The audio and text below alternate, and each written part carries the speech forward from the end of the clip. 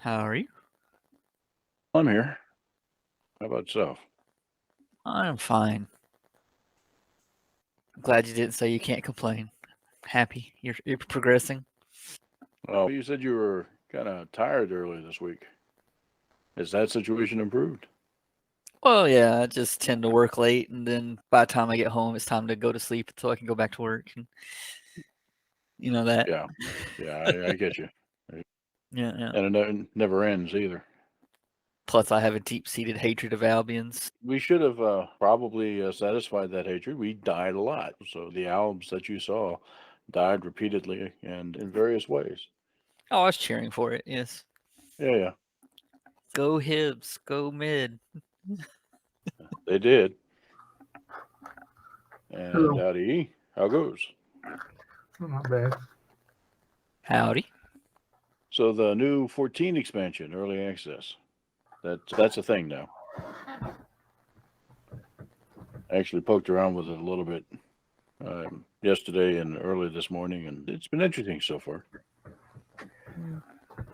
I gave up on 14 when I finally got enough gear to go to the newest dungeon, and then they came out with a patch that had another dungeon that had a whole new tombstone you had to collect to get. And I was just like, man, it's like the You, 15th different tombstone they've come out with, and that's the nature of MMOs. It's always moving the bar. But yeah.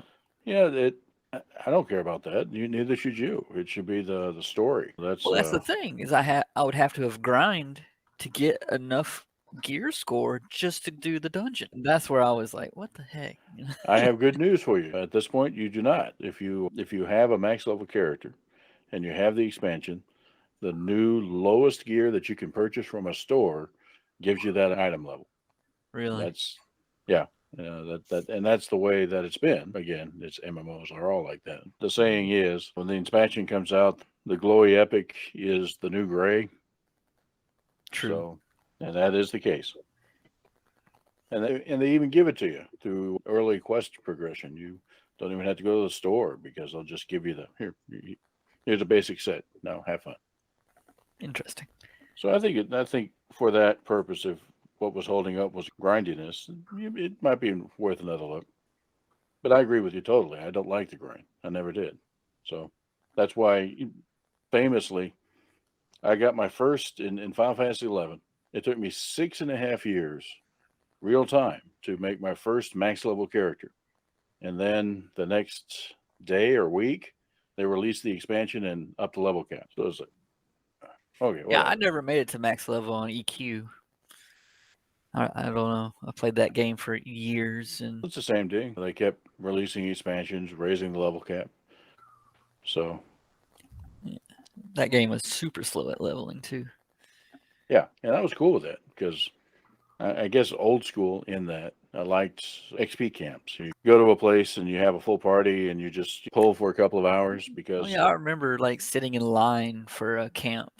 Like there's a mhm, good spot for experience. People are fighting, and there'll be a line of more people than are in the party fighting, waiting their turn to get in for when one person got tired and had to log off. I don't know about that. I'm talking about is more statics, a static Yeah. group with Zen folks because we had a static group for many years that would go out and once a week, and the purpose, my main benefit for doing all that, my main takeaway was I got to crack jokes all night. That was a social event for me, Oh yeah. and I enjoyed that.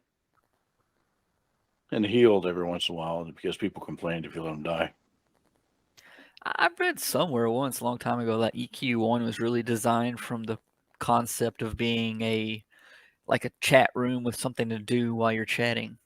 Yeah, Because you're supposed to just be sitting there regaining your mana for half an hour between each quick fight or whatever. and I could see that. I don't know that really was the case, but it certainly could be used that way.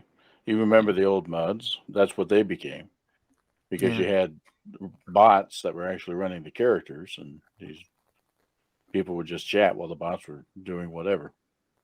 But now, yeah, God, you fast forward to almost 2022, and you have New World. What are you guys doing? And I'm not talking about the devs. I'm talking about the players. They get to a Yeah. certain point and they're just you spending hours in this thing doing what? And that made it where it's even harder to talk to people. That's right.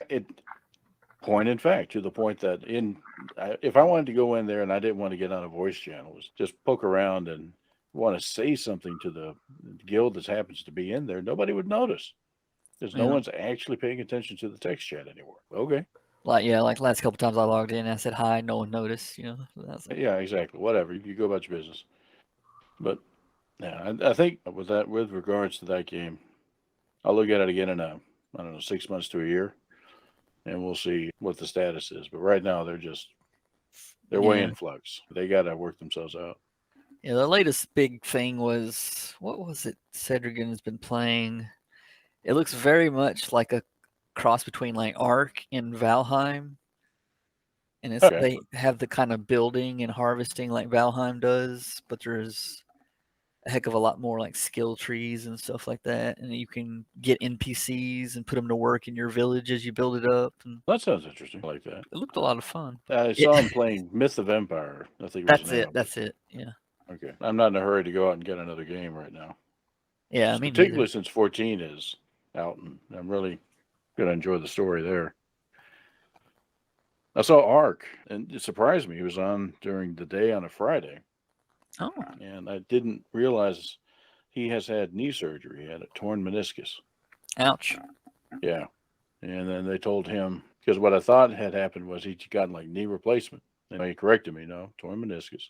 But they told me the knee replacement is soon to follow. So he's going to have a lot of downtime, but that's good. He's got 14 to play. Yeah, he just got a new shoulder too. He did? Yeah, wasn't it him that had a shoulder rotator surgery like a year ago or whatever? Yeah, I think you're right. He was talking about not being able to, have full range for 6 months or something. I think more than the rest of us in IRL, he does things physically. So I guess. I guess I understand what's going on there, but phew, man. I just figured he was slowly replacing all of his parts so he could be a full-on cyborg. Yeah, we're getting there, I guess. Is tonight the Killing Moon? It is. Okay. It is Mr. Pegg's game. Did you watch any of the Wheel of Time? Yeah, the group is a couple episodes in, and I've actually caught up, I think, to episode 5. Yeah, 5 came out just yesterday. I was checking on it. I watched that this morning. It's pretty good. So it's as we discussed the other day. It's not the same, but No, not at all. It's good on its own. We'll see where they take it. I like his people like Cedric and like it, and they're not book readers. I had no idea. Yeah. And Well, I'll start talking about it being a book, and they're like, "Oh, I didn't know it was a book." And I just start laughing at them. I'm like, "Really?" It's been a book for 30 years, man. Yeah. Yeah. Because I look back and I read it when it first came out. That was back when they had a bookstore. Mom's a bookstore. Yeah, he reminded me of a story because he was telling Crazed about it in Discord chat, where I had taken him to see Lord of the Rings, the first movie when it came out, and he had never read the books, of course. No. So it's a 3-hour long movie, and he said it was awesome. He was all into it, and then suddenly it just ended without them having solved anything. Yeah, I was dying laughing because I was like, it's the first of 3. You have no idea what you're in for, man. And he didn't realize it was going to do that, I think that first movie ended with the one guy rowing down across the river, and everything's very unresolved. Because wasn't the first movie they ended it with Barrymore's betrayal? Yeah. Frodo got on the boat and rowed across the river by himself. And I'm with you. If you've never don't know anything about Tolkien, you're there and you're like, what?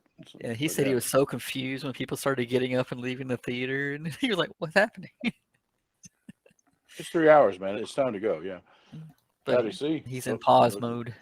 Yeah. Oh, yeah. Looks like you're still having your issues. Oh, yeah. It's still going. Look out! There's a car behind you. He's going past me, going the other way. Yeah, you flip it around. Yeah, there you go.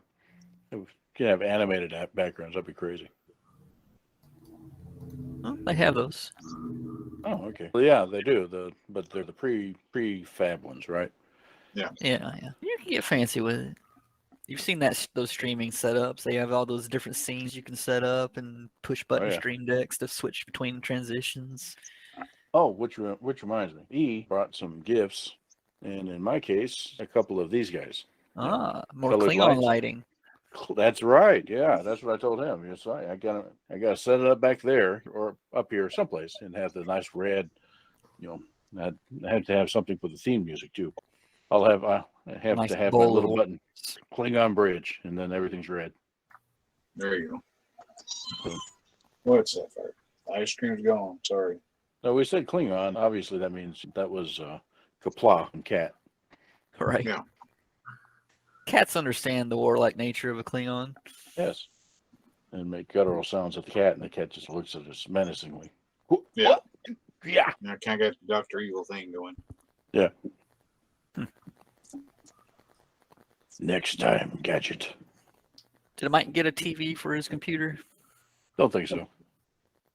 I think probably what'll happen there is it's a Christmas item, and there was clarification when we talked about TV. We're talking about a big TV, 60-inch job hung on the wall thing. And I was ready to. I've got a little TV or something I could give him, but that's not what he needs. So showed Arcane, the first couple episodes of Arcane to the group last night, and it was well received. Oh, that's good. We talk about folks watching movies or shows without reading the book. It's turn that on its head. It's watching a movie or show without playing the game. That's based on effectively the same thing. And then I had to. It was Raven. I was kept querying about characters that were in it because he was a big League of Legends player back in the day and knew quite a bit about it. So it's like, okay, how's this tie in? How's that tie in? I said, oh, quite a bit.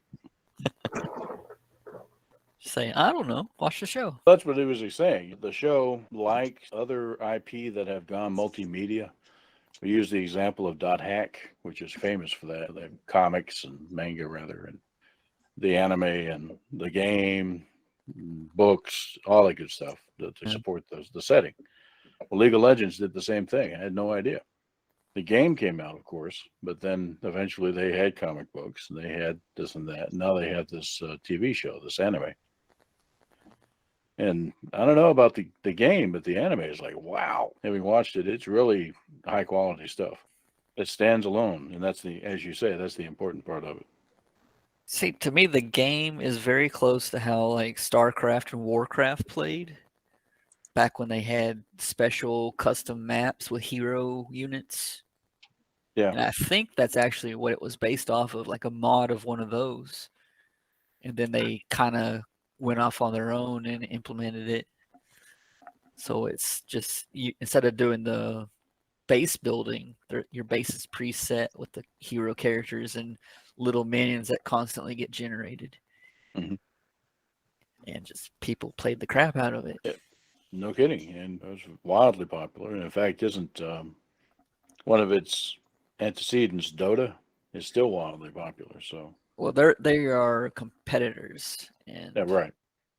I think But basically Dota. the See, Dota 2 is actually the one people play now. Oh, and okay. So Dota 2 is newer than League of Legends, but I think Dota 1 technically came out first, probably. And I think Dota 1 might have been the one that was a mod of one of those StarCraft or Warcraft things. Okay. So the League of Legends, is that a Blizzard thing or? I don't know. I don't think recall it's who their makes own it. thing. Oh, it's its own thing. Okay. You're gonna make me Google stuff. Got to put your work. Riot Games did it. Riot. Okay. Yeah. What's that? I said, we're faring pretty well over here. Katie's still doing the work thing. Warned me about going into town because of Christmas parade, so I was forward to food here. Is that what's happening? Yeah, there was a I went for a run right at sunset, and like downtown area near where I run, it was just bursting with people, and I was like, "What's going on?" Well, I don't know if that's the case in your town, but yeah, in here we did have our Christmas parade this evening, and I have to say, I was impressed. I live up on the hill overlooks the square, and I just sit on my porch and listen, and occasionally see bits of the parade going by. And the marching bands this year were just, wow, they were great. And I didn't hear Rocky Top once. Thank God. Oh, yeah. I played the crap out of that when I was in school because that was So our. tired of that. And I'm still so tired of that, yeah. But they had two bands, and maybe three. But one did green sleeves, which kind of confused me. Green sleeves for Christmas? Oh, is this like St. Patty's Day or something? What's green sleeves? Dun dun dun dun dun dun dun dun dun dun dun. That. Yeah, it's Irish. Yeah, Christmas. Yeah, I guess you're right. It's just different lyrics, but same tune. Oh, But, Wikipedia. Canada is the same thing. Wikipedia yeah. League of Legends, 2009, published by Riot Games, inspired by Defense of the Ancients, Dota, a custom map for Warcraft 3. Wow. Okay. First There you sentence of the Wikipedia. That wraps everything up right there. Yep. But they did green sleeves, and it was really well done. I was impressed. It was like, okay, these guys have been practicing. And then I couldn't play. It was like a pop song that the second band did. Of course, I don't do pop songs. I don't know, but it sounded good. And then I guess after the parade, they degenerated into bleeps and blarts, and it wasn't any good anymore. Because the float that they were riding on, they weren't marching. They were riding on a float, parked at the bottom of the hill, and yeah, all hell broke loose. Stephen, how's it going? So did you get to hear the parade? No, I did not. I was preoccupied. You're like 2 blocks away from it, man. It should have rattled your house. No, I was sitting in my chair reading, and I didn't hear a thing. You know, I wonder about that. I'm in a little hollow. There's roads above me on two sides, and So maybe the sound you got clipped, as it were. Well, On the hill up something is here, to be you hear said- every damn thing. Something is to be said over, not hearing it over the sound of a good book. So, Yeah, definitely. No, they actually did it, and everybody seemed to enjoy themselves. There's a lot of hooting and hollering. What was that hooting and hollering the other night? You said the kids were out. at the church parking lot there at the Baptist church. So it was hooligan. So Yeah. it was hooligan Christians, right? Okay. Yeah, probably. I got you. Gotcha. Bunch of nice cars and just a bunch of kids. Yeah, hooligan Christians, fun. Alrighty, that's fine then. Let's see here. And we were talking arcane, actually just shows in general. So what else did we watch? The last episode of Foundation. The season finale, I should say. Hopefully not the last, because there's a whole lot more to that story. Oh, second part of He-Man Revelation came out. I don't know, man. I don't know if I could stomach that. I've heard your review and Mark Hamill and all that good stuff. It sounds interesting, but man. I figure, I don't know if you were one of the ones that watched that as a kid, so I don't know. Not really. Yeah, no, not really. But there was I'm trying to remember. I upset a lot of people when I don't know anything about Pokemon. I'm like, I'm sorry, that just missed my time period for watching stuff when I was a kid. That happened while I was in the Army, I think, so I don't know. yeah, with us, Good it was to have you, STDs. We're trying not to catch them all. I don't know anything about Pokemon, but I do remember around that time. I'm thinking around that time there were a bunch of animes that we were trying to catch. Trying to remember. Oh, I started watching the live-action Cowboy Bebop. That's pretty good. I was enjoying the first couple of episodes. I haven't got very far in it yet, though. Did you watch it? I watched about 3 or 4 episodes. I did give it a shot, and I felt the actors. I think the actors are doing a good job. I did enjoy the actors' portrayal, but in terms of the story and how they adapted it, I think they took all the fun out of it. Because Cowboy Bebop was zany. It was Cowboy Bebop. It was unique almost. And this they've turned into kind of a serious drama. They've given away so much of the plot at the beginning, whereas in the anime it was all held for the end. It was each episode stood alone, but it was building up to the finale. And now they've done the finale at the beginning almost, and it's petering off. And I'm like, nah. But I I'm never gonna, liked the I'm way gonna. the cartoon ended, but I don't know. Well, that's what I was referring to. The cartoon ending was the story of Spike. That was really where they were headed with all this, and it seems that they made the decision they wanted to be more clear, what Spike was all about. And I think less is more when it comes to storytelling. Hide your big plot reveals until it matters. Hmm. But Yeah, same with and like Wheel of Time. It's hard for them to hold, I guess. you got to give them a little bit of credit, but I do think they kind of took all the fun out of it for me, I gotta because say, I love the zaniness of it. yeah. Oh, they had. I guess maybe I've only seen one episode now that I'm thinking about it, but it was the way it started. It showed a event that they only talked about in the cartoon. Because at the cartoon, he's complaining at the start, what about the money we got for this job? And Jet's yelling at him, we had to pay for this. But you never actually saw it in the cartoon. You But do. in this one. You do see it in the cartoon later. Oh, you do later? Yeah, you gave up on the cartoon too early, I think. No, it was 20 years ago, so I Yeah, don't remember. I'm with you. I'm actually thinking about maybe rewatching that, and I almost never rewatch anything or reread books. I don't know why, but it popped up on my Netflix suggestion because they were about to release the live action. That's right. So I watched episode 1 of the cartoon, and then I saw the live action and watched that. And I guess maybe that's where I'm getting confused because I don't remember that scene ever actually happening in the cartoon. I give the cartoon another try. Just work your way through it. Because it is good. It really is. I remember liking it better once the whole crew was together.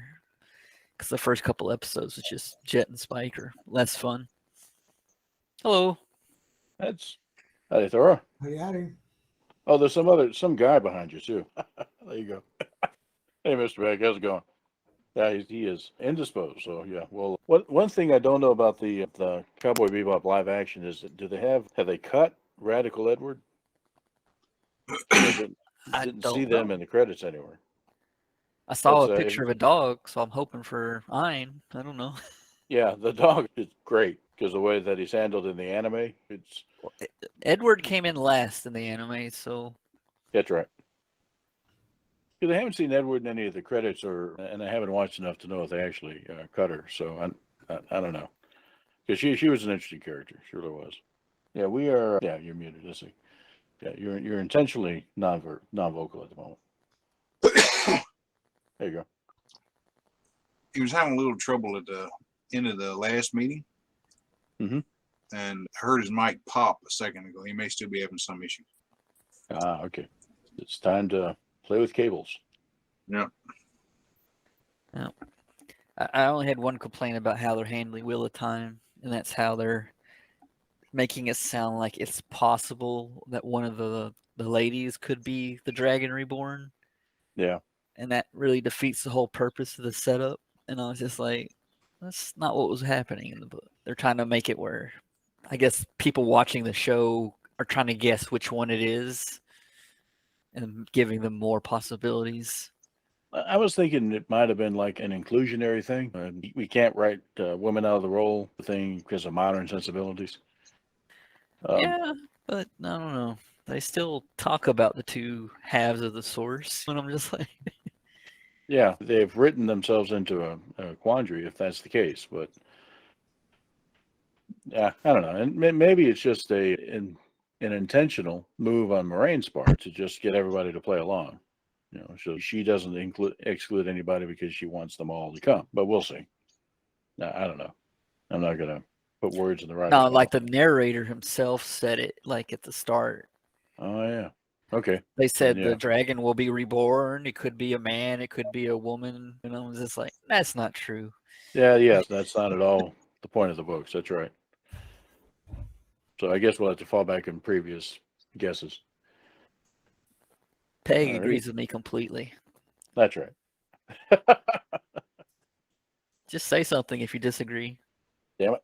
All right. There you go. Yes, I'm going to be using the webcam. I have no idea what's wrong. Is it a microphone built into your headset? Yes. And normally You I've don't- been using that headphone. You don't have one of those secret little buttons behind the headphone that turn it off and on? No, it's all wired through to a thing down here. So I have a little box. So maybe if I hard reset it. Actually, I have an app for that. How about now? All right. We So can hear you though. you almost have to eat this microphone so you can sound louder. Okay, yeah, that's pretty clear. Okay, cool. I'm not like a huge fan of Razer products, but the one cool thing they do is they actually have an operating system. You can link them all and run diagnostics on what's not working, what is working. So there's yeah, that's the only reason why I like them. Yeah. All right. So last we left off, y'all had just brokered a deal with Liberace and Frank, pretty much the vampires of versions of Frank Sinatra and Liberace. None of you, if they are the real Liberace and Frank Sinatra, or they were really good impersonators of the two that just happened to become vampires. So you have brokered a deal with them to use Old Smoky and any assets they have to try and go back and retake San Francisco by force.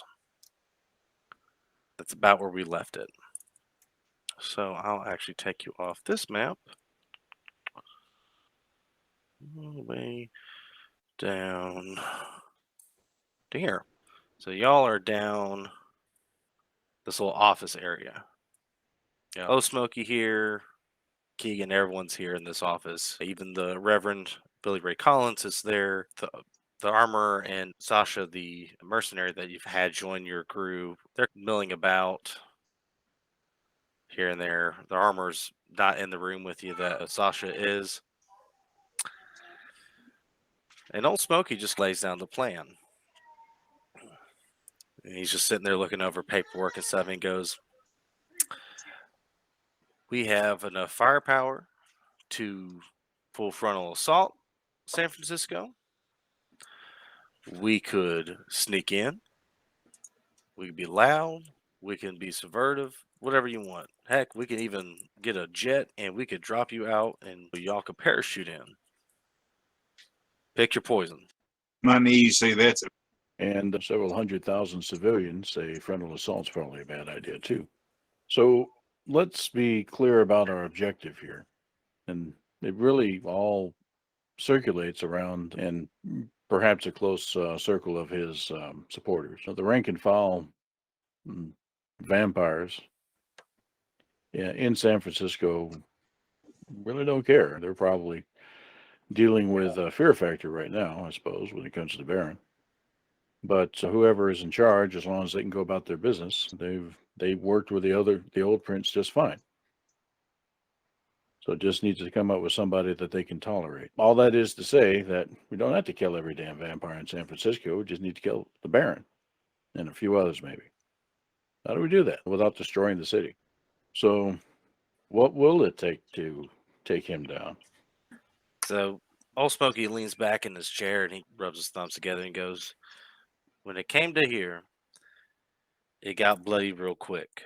You had certain people that were loyal to the regime that didn't want to see it go because they thought retribution would come after. So they were trying to pick a side. You're not going to find anyone neutral. Everyone will pick a side. You'll have those that support you. You will have those that support the Baron as the new prince. And the problem is that eventually you will have to go hunting for these individuals. Not all will come to you. You will have to go find them and eradicate them. So the entirety of this operation won't be quiet. All right. So let me fine tune this.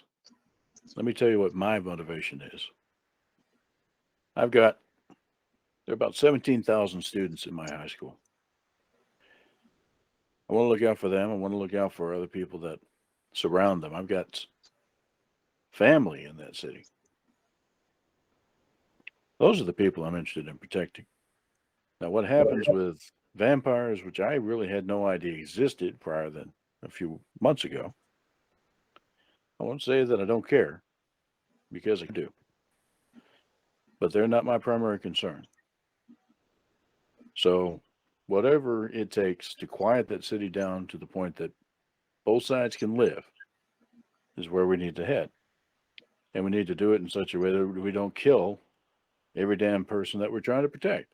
Hunting vampires down, the purposes of maintaining a peace, sure. For the purpose of maintaining a power base, no.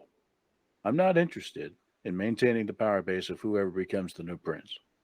That's their job. If they need help to keep the city secure, great. Otherwise, that's their problem. So, Baron, close compadres, replacement. Then we see where we go from there.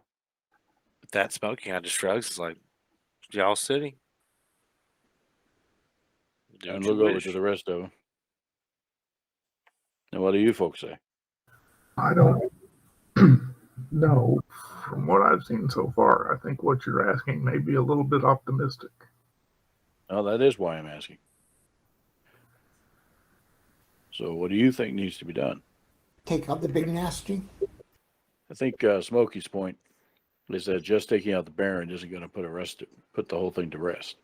No, but it's a good start. Agreed? And my point was that we need to take out the Baron and the immediate head of the snake, as it were. Lieutenants, yeah. But I don't want to make my full-time profession hunting down vampires for whoever replaces him. That's not why I'm doing this. So, Keegan, you're pretty quiet. I pretty much tend to agree with everybody's position. We need to go in and reset things and walk away. We might level a building or two, but not the whole city. And my point of payment got offed in the last episode. So I'm like, I don't work for free. But we'll clean up the myth. All right. So, next question. That's a little unresolved there. Is who replaces the prince, or the Baron, as prince? Whoever wants to take the job. You can have the Camarilla come back and take over and put another person in place. He does have fangs. I don't want the job. So, the Smokey, you're saying that Las Vegas doesn't have a preference? No. We don't let the Camarilla in here. Frank and Liberace have brokered basically dealings with the local vampire clans, the ghouls, us. We work together. We're not after what the Camarilla wants. We just wanted this city. Yeah, but Frank and Liberace are vampires. They have a means to negotiate, as it were. They're more welcome at the negotiating table with the Camarilla when it comes to trade deals. Yeah. But we don't follow the same rules as any Camarilla-owned city does. The most sensible person that I've met in the past several months that I would trust in a position of power is actually a werewolf. So tell me how explosive that would be. Just depends on what the other vampires would say after the dust is settled. If she's as good an orator and, as you say, and a negotiator, then shouldn't be much problem. So, okay. Yeah, I thought so too. He kind of shakes his head and he says, that's a bit true with the Camarilla. Yes, vampires and werewolves have been fighting each other and killing each other since time immemorial. But we can get along. The werewolves here are a biker gang. We don't interfere with their work. They don't interfere with us. We have an agreement. We have arrangements. We let them in on the piece of the pie, essentially. They have their rackets, their ways of making money and earning a living. We have ours. All right. Let's investigate this as a possibility. Before we make any moves in San Francisco, we need to have what comes after lined up. You don't go toppling over a government without having a replacement in mind. So, let's find this. What was her name? Turn back to the other. Yeah. They had a government in mind. It was them. Then they themselves. So, see if we can find these werewolves that we contacted and spend a little bit of time with and talk it over with them. Maybe they have some further insight into the situation and maybe they would agree to take this on or not. But we need to find them. Well, getting back to them be easier than getting back to the city anyway. Yeah. When you say the werewolf, Smokey goes, well, where'd you find them? Where were they at? And we tell them there's that old spa outside the city, the old cliff hideout on the beach. He goes, oh, how could I forget? That's right.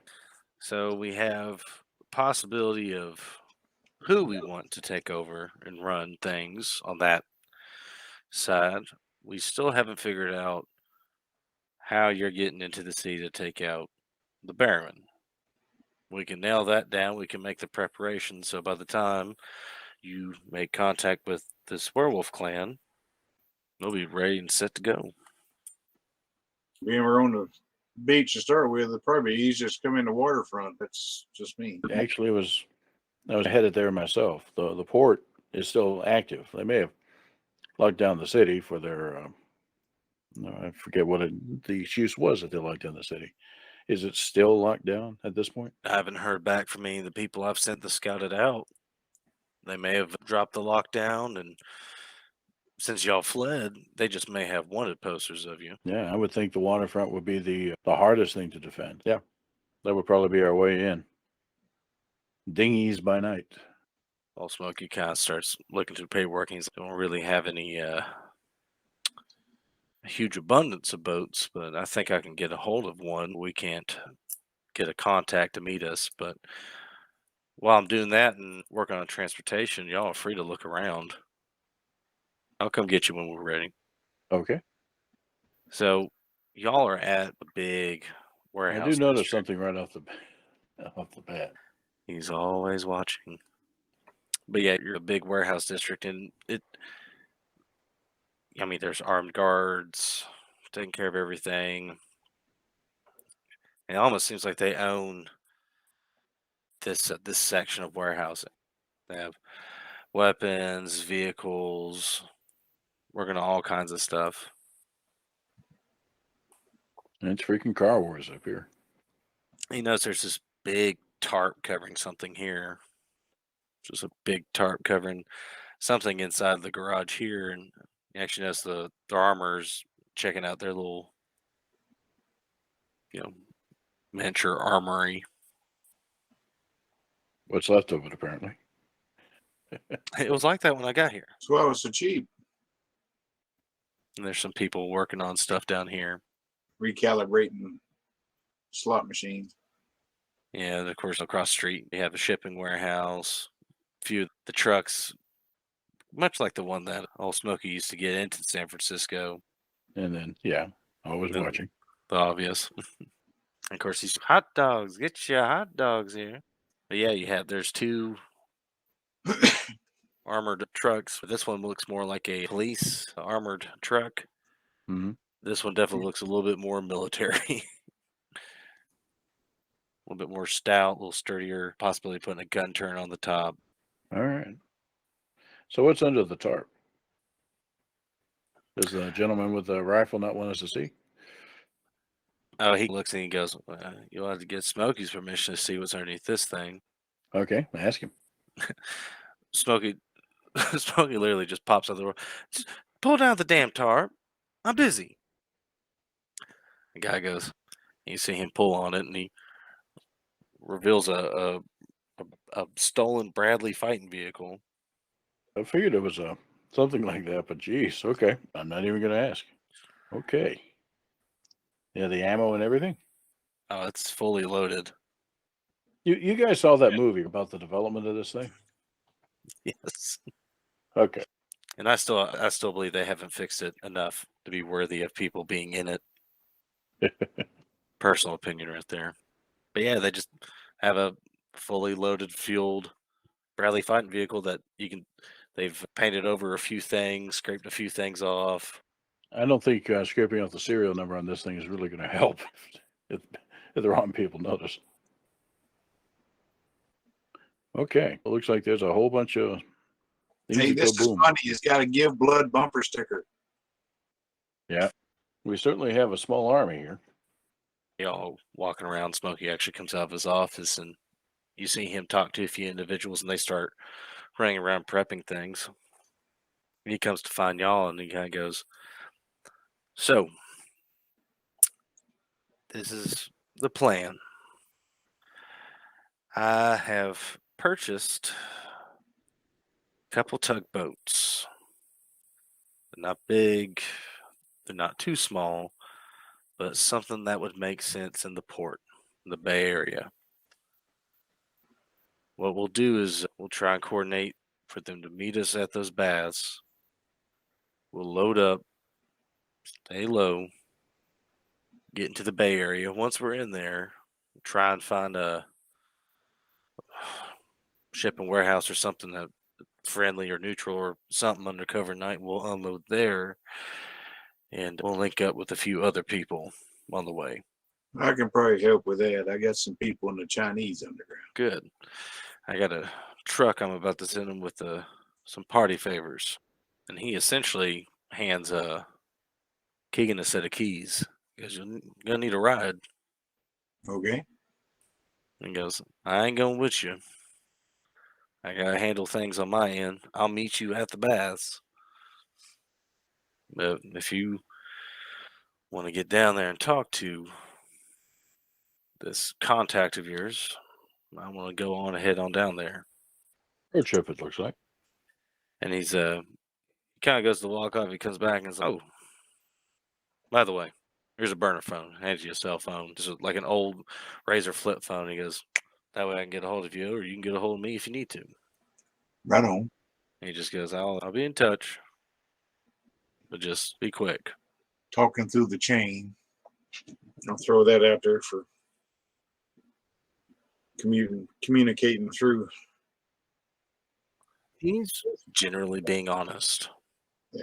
Well, I was just talking about fool in about getting everything down the road lined up. So essentially, what we're trying to figure out what he's going to plan on doing is he's loading up an 18-wheeler down the lower left of the map, and they're going to load it up with a few odds and ends and people, and they're going to send that in, probably one of these fake food trucks also in that in with people, and they're going to essentially smuggle in soldiers. Yeah. And his plan, since there really wasn't a nailed down plan between everyone, he just made one himself. He's going to send people in. When y'all make landfall, they all cause disruption. They'll attack certain places of interest, pull the Baron's forces away, mainly the police department, maybe a few other individuals, kind of leave a better opening to assault the Baron. And he's coordinating all that through, his burner phones and stuff like that. But that's what he's plotting right now, is he's just trying to get the logistics going and getting things, personnel, people loaded up and going. Okay, I just We need to go up there and talk to those werewolves. Well, Gigan, you got a pair of car keys in your hand. Those for the Bradley? Those don't need a key.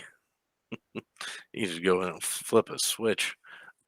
So, Martin, you go try and find the car that those keys go to? I would think so. We'll make our way out. All right. So, sorry, the cat keeps moving my monitor. So, you go try and check on which car this key fits, and you try the ones in the parking lot, and they don't fit. And you actually notice the smoke comes out. Says, "Oh, I'm sorry. It's in the lot over there. It's all alone. You'll see it." And it's a car. It's a classic. It's big enough for everyone to fit in and drive. And starts, and eventually you make your way out of the city. Family trip in the station wagon. There you go. Now, Okay. so essentially, you're just heading out on a head start to get towards this werewolf clan. It takes you a while, and of course, road tripping. You stop at motels and hotels. Keep a low profile. You end up finally getting close. Don't talk so how rude. And there's probably a few places y'all just sleep in the wagon. Not that long. You eventually end up back out here. Now, Keegan had a pretty rough experience out here, to be brutally honest. Yeah, I don't remember a thing. Exactly. So, yeah, you all arrive, and It's not what you remember, it's what they remember. Because she actually took care of you and treated you with some respect. So just try to hold your PTSD together. but does everyone walk in like you did before, or I'm wondering if they're even here. But as I recall, they had various traps set up. And poor Ark was the one that had the most trouble with it. So yeah, we'll just head on in and get to the edge of that. See if anybody's paying attention. Hello? so when you say hello, it's kind of echoey. It's old building. You hear a few things rustling around, towel setting. It's very quiet. Yeah, they may have moved on. All right, across that room. You don't really notice anything. That fungus thing is not there anymore? You can't really smell anything. Huh. Yeah, they probably moved. At some point, Max has touched you and said, "Missile shield. If you're going to be, oh wow, wait a minute, perspective. What? Okay, what in the world is going on here? What in the world is going on? Yeah, she's got a school of 16, so she made that. While you're pondering that, we'll just pull out a flashlight and walk on in, as I remember where things were. They were in here. There was like a secret passage kid ran through. Okay, just looking around. Any sign of these guys? No, probably. And then it all came together right here. So, and when you walk through, you actually see the shaman you met before. Madam? And she actually wasn't even noticing it at first. She turns around strong and goes, "Oh, it's you again." Yes, ma'am. We need to talk. I hope you have the time. She rubs her fingers together and goes, "I can make time." So did others follow? Do we think it's whole Scooby Gang, or did Ark you stay outside because of the thing? Yeah. Probably would have looked around and said, I don't think the thing's here anymore. You may be able to come on in, no problem. I should be able to tell before it gets too concentrated to get me down. I should be able to smell any traces of it. So She notices y'all talking about that. She goes, "Oh, don't worry about that. I know exactly what you are asking of, and those have been removed." Okay, we'll make sure Ark is here because Ark's part of this. I'm not sure about bringing the Reverend or Sasha. Sasha's had plenty. Not Sasha so much as the Reverend. We're asking a lot of him with all of the abominations that he has. Yeah, it's probably best you leave him out. All right. So we've got our Scooby Gang. We'll let Sasha and the Reverend guard the truck, as it were, and basically lay it out for the shaman what the situation has become. And some of this you may know already. And then the wild and crazy thought that we would like them. We're going to go in and take out the Baron. We're going to try. But what happens next is as important. There is no vampire, or really anyone, in San Francisco that can adequately fill that void. But having seen the example of Los Angeles, maybe it didn't have to be a vampire. Maybe be somebody like you. When you say that, she's impressed that you would even consider that of her. She goes, "That is high praise." You took good care of our friend. And of all of the people that I've seen and met in all this that have power, you've struck me as the most reasonable. Thank you. And you see she looks tired or worn out, and she actually sits down on the steps and goes,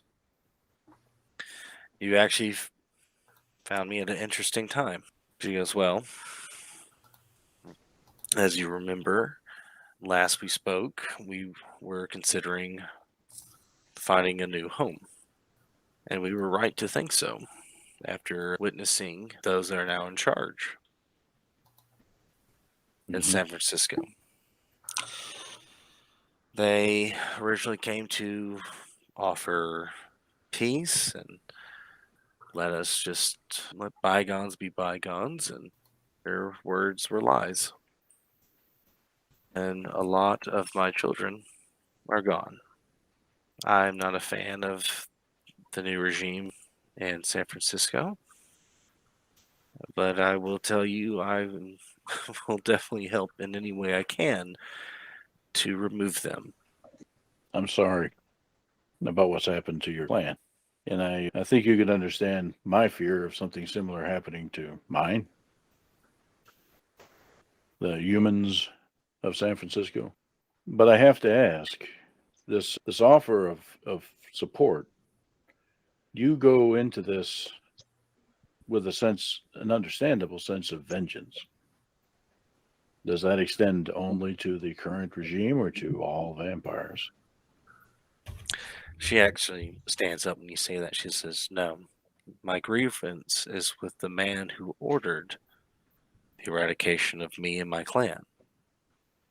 If there are those loyal to him that will die for him, they too are my enemy." Good. That's exactly what I was hoping you'd say. It is my wish to grant theirs. To die in service there. She actually, starts to walk forward a bit, and she's being very honest in her gestures and everything. Just says, "If someone wishes to fight for this Baron, I will fight them. Some vampires only do so out of fear. Most. I have nothing against them. Like, I just want the Baron and his loyal followers." Well, I think we can help you get the opportunity, at least, to strike back. Our success, let's be realistic. This is a powerful individual, powerful allies. She pauses when you say that, and she kind of goes, "I know how powerful they are." Okay, good. Then we'll lead you to the army, which might actually be a fitting word that we're trying to put together to make this happen. And she goes, "I will definitely be interested to see how that works." Yeah, me too. All right, then off we go. Let's go find some tugboats. So it doesn't take long. You actually get a call from Smokey, and he tells you to meet him a little further down. There's a dock area, and you get there, and sure enough, let me put on my. We're talking about traveling, so we gotta. Yeah, he's like, come meet me down here. And he actually has found 3 tugboats. And he goes, all right. You call this one the Mina, this one the Pinta, and this one the Santa Maria. Why does it say Stinky Pinky? You shush now. How dare you change the name of a boat? It's bad luck. Huggy McTugface. Yeah, Tuggy McTuckface. Yeah, I'm just looking at what it says back here, hanging over the back of the boat. Oh, let me go grab a cat. Hold on. Sorry about that. Put Thor to bed, and we could see on the monitor the other cat was in there sniffing her. Persephone, the silent assassin. Yeah. All right. So y'all have met Smokey and his Armada. tuggers. And he kind of just goes over the plan again. He's like, all right, we're going to get on these tugboats. We're going to go into the bay. We're going to offload at a warehouse area, probably not going into friendly territory. So, if anyone wants out, this is your time to get out.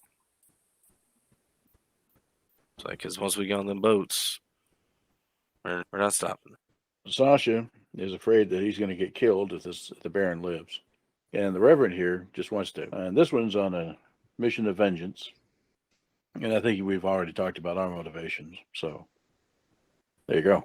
And he goes, all right. So I'm already coordinating with everyone else. We're going to meet up with our people when we get to San Francisco. Just kind of goes, oh boy, this is going to be fun. And so I'll load up, leave the car there at the dock, get on a tugboat and start tugging. And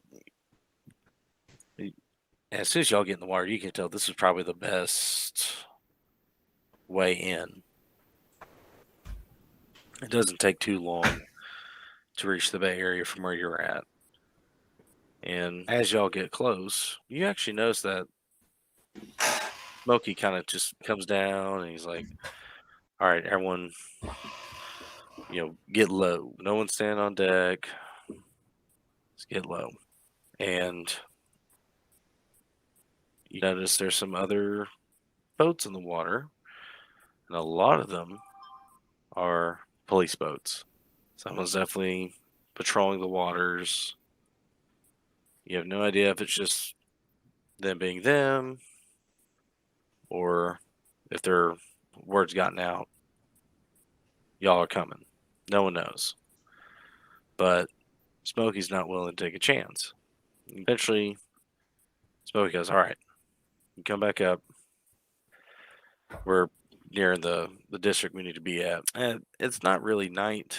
It is starting to get, late in the evening. He goes, perfect. We'll be unloading this at night. Perfect for playtime. You pull into a warehouse, you unload. You get out in the parking lot and you notice there's a truck waiting on y'all. And it starts unloading and you see a bunch of people start getting out of that thing.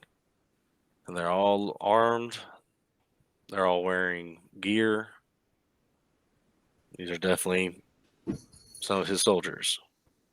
And you notice it's very quiet in the city. There's not a lot going on. It's just quiet. Very uncharacteristic of the city. Is there a paper or something? I don't know who does papers anymore.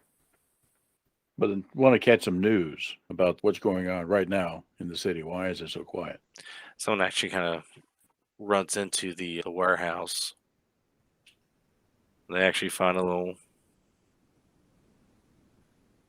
local, not current, but definitely a recent newspaper, and it just says, Mayor says that martial law is to remain to effect until they can confirm that terrorists are no longer in the city. It just says continued on page 4. It's all the biggest letters, front page news stuff. That would explain a lot of the quietness.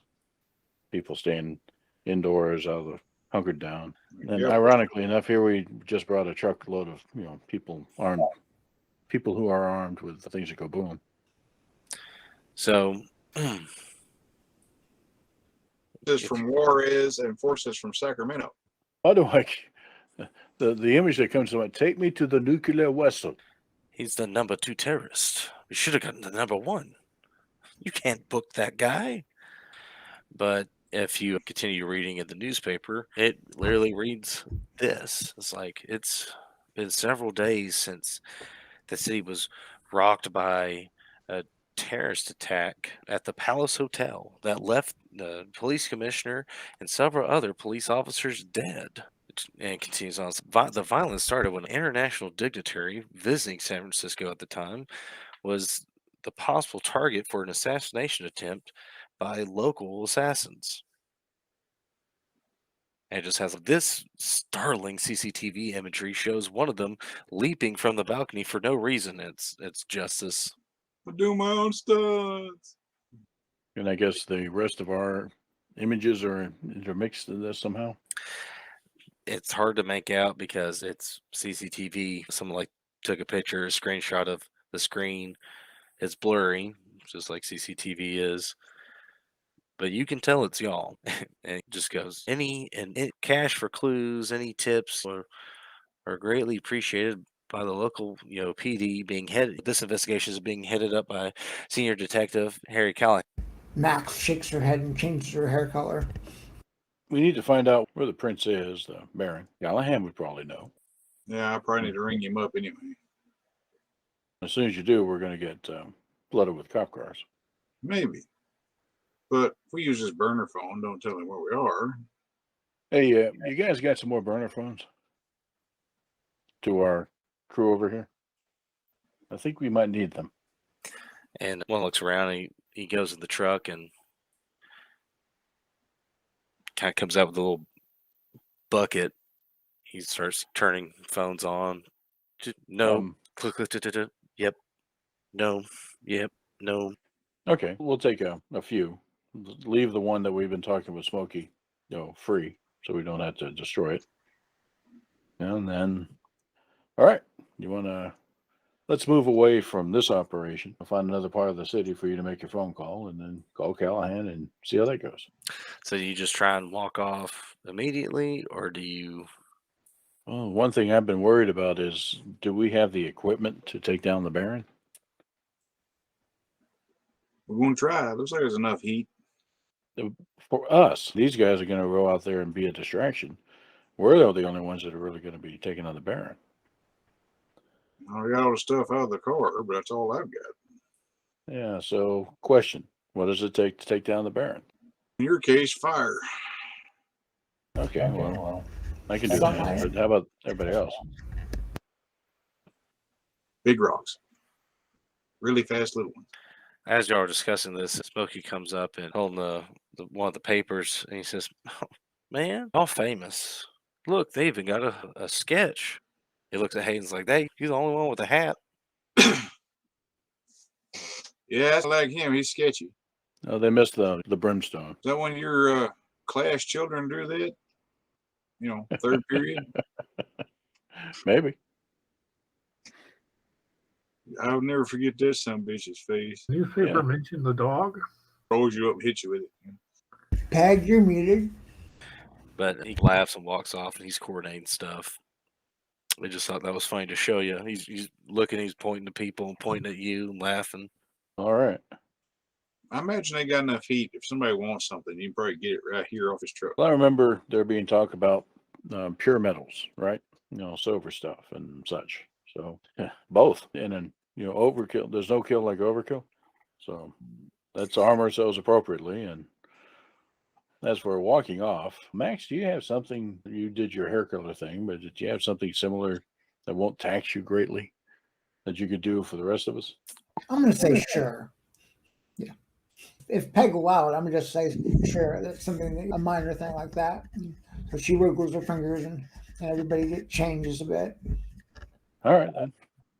As I say, find a different location to make this call to Callahan.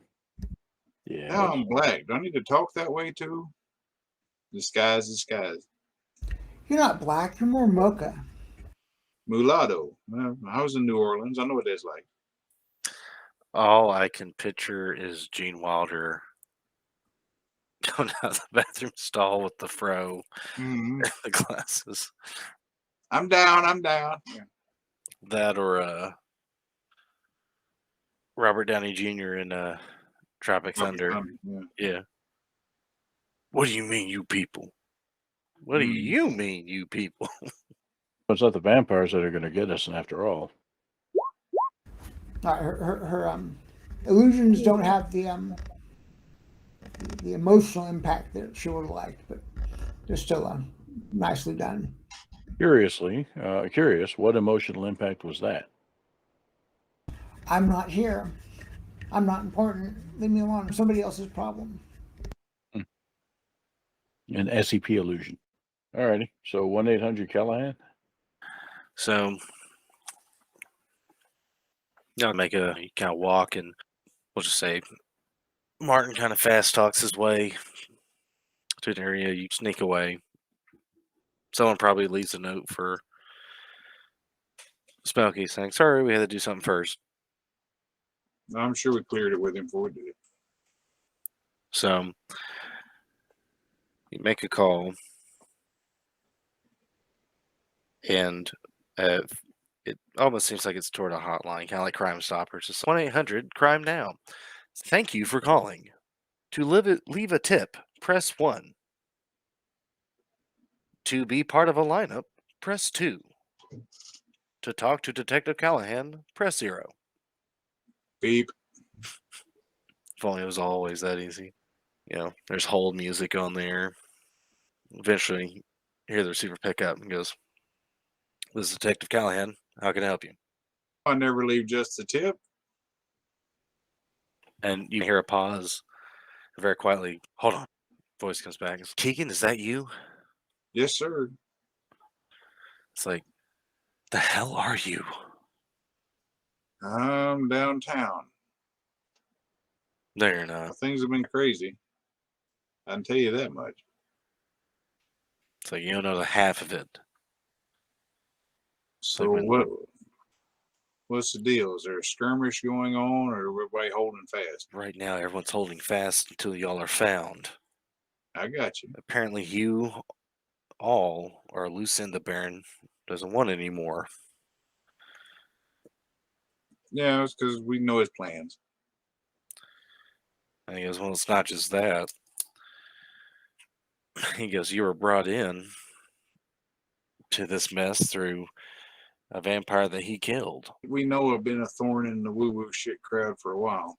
That's true. That's why you call on me. But there's liable to be some shit going down. I'll keep you appraised. But maybe we can get this straightened out. There's probably not going to be any straightening out. Baron knows you're in the city. He's going to send people for you. I got people.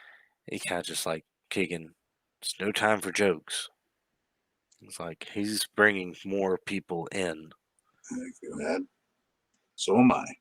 And it's all a fucking joke. You know that as well as I do. That's what life is. And he goes, "Yeah, but I'm trying to live." That's the punchline. We all got our day. Today may be it. So just help me keep the people back. And he goes, "I can only do so much on my end." Well, you're chief now. He goes, "Nah, there's someone above me on that end." It's like, for the outside purposes, I am in charge. That's not how it was before. The Baron is definitely, he's got a hold on things. If someone else sees y'all and calls it up and it doesn't go to me, I can't control that. I can try and warn you in time. You know, you can reach me at this number. He goes, "All right." Like, now, I don't know how to tell you this, but be careful. Hey, if you don't hear from me, you know where to send the flowers. This is, and he just goes, "Keegan, be careful." Getting too old to run from trouble. And you hear silence for a second. He just goes, "Look, I go. I'm sorry." Get right on. That's it. And he hangs up. That may be some help. Do you give you any idea where to find the Baron now? No, not really, but I can guarantee it's still posh. I feel like he wouldn't have moved from where he was. Yeah, possibly. So what is the most posh hotel in the land? The Palace? Let's go look. Check in with Smokey. Let him know what Keegan said. Or rather, Callahan. You see him. He's talking to other people, and he comes back to y'all, and he goes, "It's about what we figured. This guy's really putting a stranglehold on everything, putting people in charge of places so they know when something's coming. It's gonna be tough." Well, that makes your distraction plan all the more important. So they know the wrong thing. He goes, "Exactly." We still don't know is for sure where we can find this guy. I like Keegan's thought. He's probably so vain. He thinks he's impenetrable. He can't. He's probably still at the palace. Yeah, like I said, just keeps fortifying himself in place. A whole lot of him is like, "Oh, I like it here. Let them move. I'm not moving." He did seem to enjoy giving flight lessons. Is there anything in the paper about further flight lessons? People falling from heights? He kind of goes through and says, "No, just the tragic death of a kid named Justice." Okay, then it's a place to start. So we'll check out the palace. And before y'all go, he just says, "Now, y'all gonna scope it out from a distance? Or are y'all gonna, now knowing you'll probably find them first?" Yeah. And you see him hand 2 packages over to Mike the armorer and Sasha, and he goes, "Keep in touch." So, any news of traffic in and out? You're not really seeing that many cars on the road. Yeah. Well, I was just saying from the. Oh, you still see hot dog vendors around. I was saying I was going to go to him and say, "Hey, look, what's traffic look like over there? What's going in and out? Who's buying hot dogs?" Bye from us. So y'all make your way near the palace, and you find a hot dog dealer. And when you ask him that question, he says, "Follow me." And he picks up the cart and he wheels it around a corner. I'll follow him, and he goes, "People go into that hotel. Some come back out, some don't." No, it's a Roach Motel. He goes, "But a lot of voodoo people have been going there. Some have come back, some have not. They keep bringing these box trucks to the back full of people." You haven't seen anybody come out looks like the Burger King, have you? No, Okay, can't say I've seen him. right on. As Maybe well, maybe the Hamburglar, but the Grimace, he's the motherfucker you got to look out for, though. oh, he's on the top floor. Yeah. I know who you're talking about. He's up there. He hasn't come back down. And he says, "But you might want to be careful because there's a heavy, either it's a heavy police presence or heavy something, but it's individuals are all over that place with some heavy artillery." I figured as much. I slip him more money than he's seen in a week with all this lockdown. And he gives you a to-go bag of 2 chili dogs. You know, wraps one, stuffs about half of it in, and starts walking with the rest hanging out. Okay, sounds like your theory's confirmed. So it seems like we need a distraction of our own to draw the attention of all of those artillery people. So there are regular shipments of people or bodies coming in. He likes them fresh, you remember? Yeah. How are they coming in? Box trucks or That's what they said. have we identified? Can we find one of those box trucks? Because what I'd like to do is Blend right in. get a box truck, and we can a couple of ways to play that. We could present ourselves as snacks. Probably wouldn't work. Or we can liberate the people that are in the box truck and fill it with explosives and let it drive on up and go boom. And when it goes boom, then we find another way in while up there dealing with the boom part. That goes. I That flies. really want to blow something up tonight. Like I said, that would work pretty well, but that leaves us just the front door to go in, and I don't know if I like that idea either. Didn't they have a subway entrance or something here? This is true. I remember walking in the back door the first time we checked it out. So there may be other options, but yeah. Well, the army can come in from the basement. I imagine there'd be enough shit with us drawing attention, going in the front door and getting ourselves caught, or at least me. I don't think front door is a good idea. There's no reason to get caught right on the get-go. I know I just got. Why would we want to get caught at all? I think Keegan is counting on dude bringing us before him to gloat. Right. The problem there is that if that is the case, then we lose a lot of advantages. The weapons that we're carrying. He'll muzzle me. He'll find a way to neutralize Max's magic. And what have we got left? It's just wait to get killed by him. So we need to be able to present ourselves to him and with the equipment to win the fight. And the way that I'm thinking that might happen is there are a lot of people in there with artillery. Let's become them. If there's confusion while they're responding to a altercation or explosion outside, then that might give us an opportunity to blend in, pretending to be some of the security force that's already in there. All right. Here's a DM question. Palace Hotel is old, really old. Been around a long time. Are any of the surrounding buildings taller? Yes. We zip line in. Have your explosion for the diversion. The mass army come in from the basement. Let's come down from the top because that's where he is anyway. So this isn't the most recent picture, but you can obviously tell there's many taller buildings. That's what I thought I remembered. But this is a very old, very well-known hoity-toity hotel. A lot of history. Zip line, huh? It was just an idea. I like the way that he put that. Y'all are going to zip line. We'll get you a harness. Just close your eyes. It goes over quick. Yeah. We'll treat you like a dwarf. We'll toss you. You can drive the explosive truck. Ark and Max are taken care of. Oh, goody. And looking at that drawing there, gosh, Keegan can actually leap from one building to another. He's got the super jump. It's 4 stories, right? So he could probably make that. I'm not Keegan, Shaw. Shaw, yeah. I'm sorry. Poor Keegan. Just okay, I'll do it. Ah! You just say, shit. I've already tried to kill myself first already, and here you're giving me another.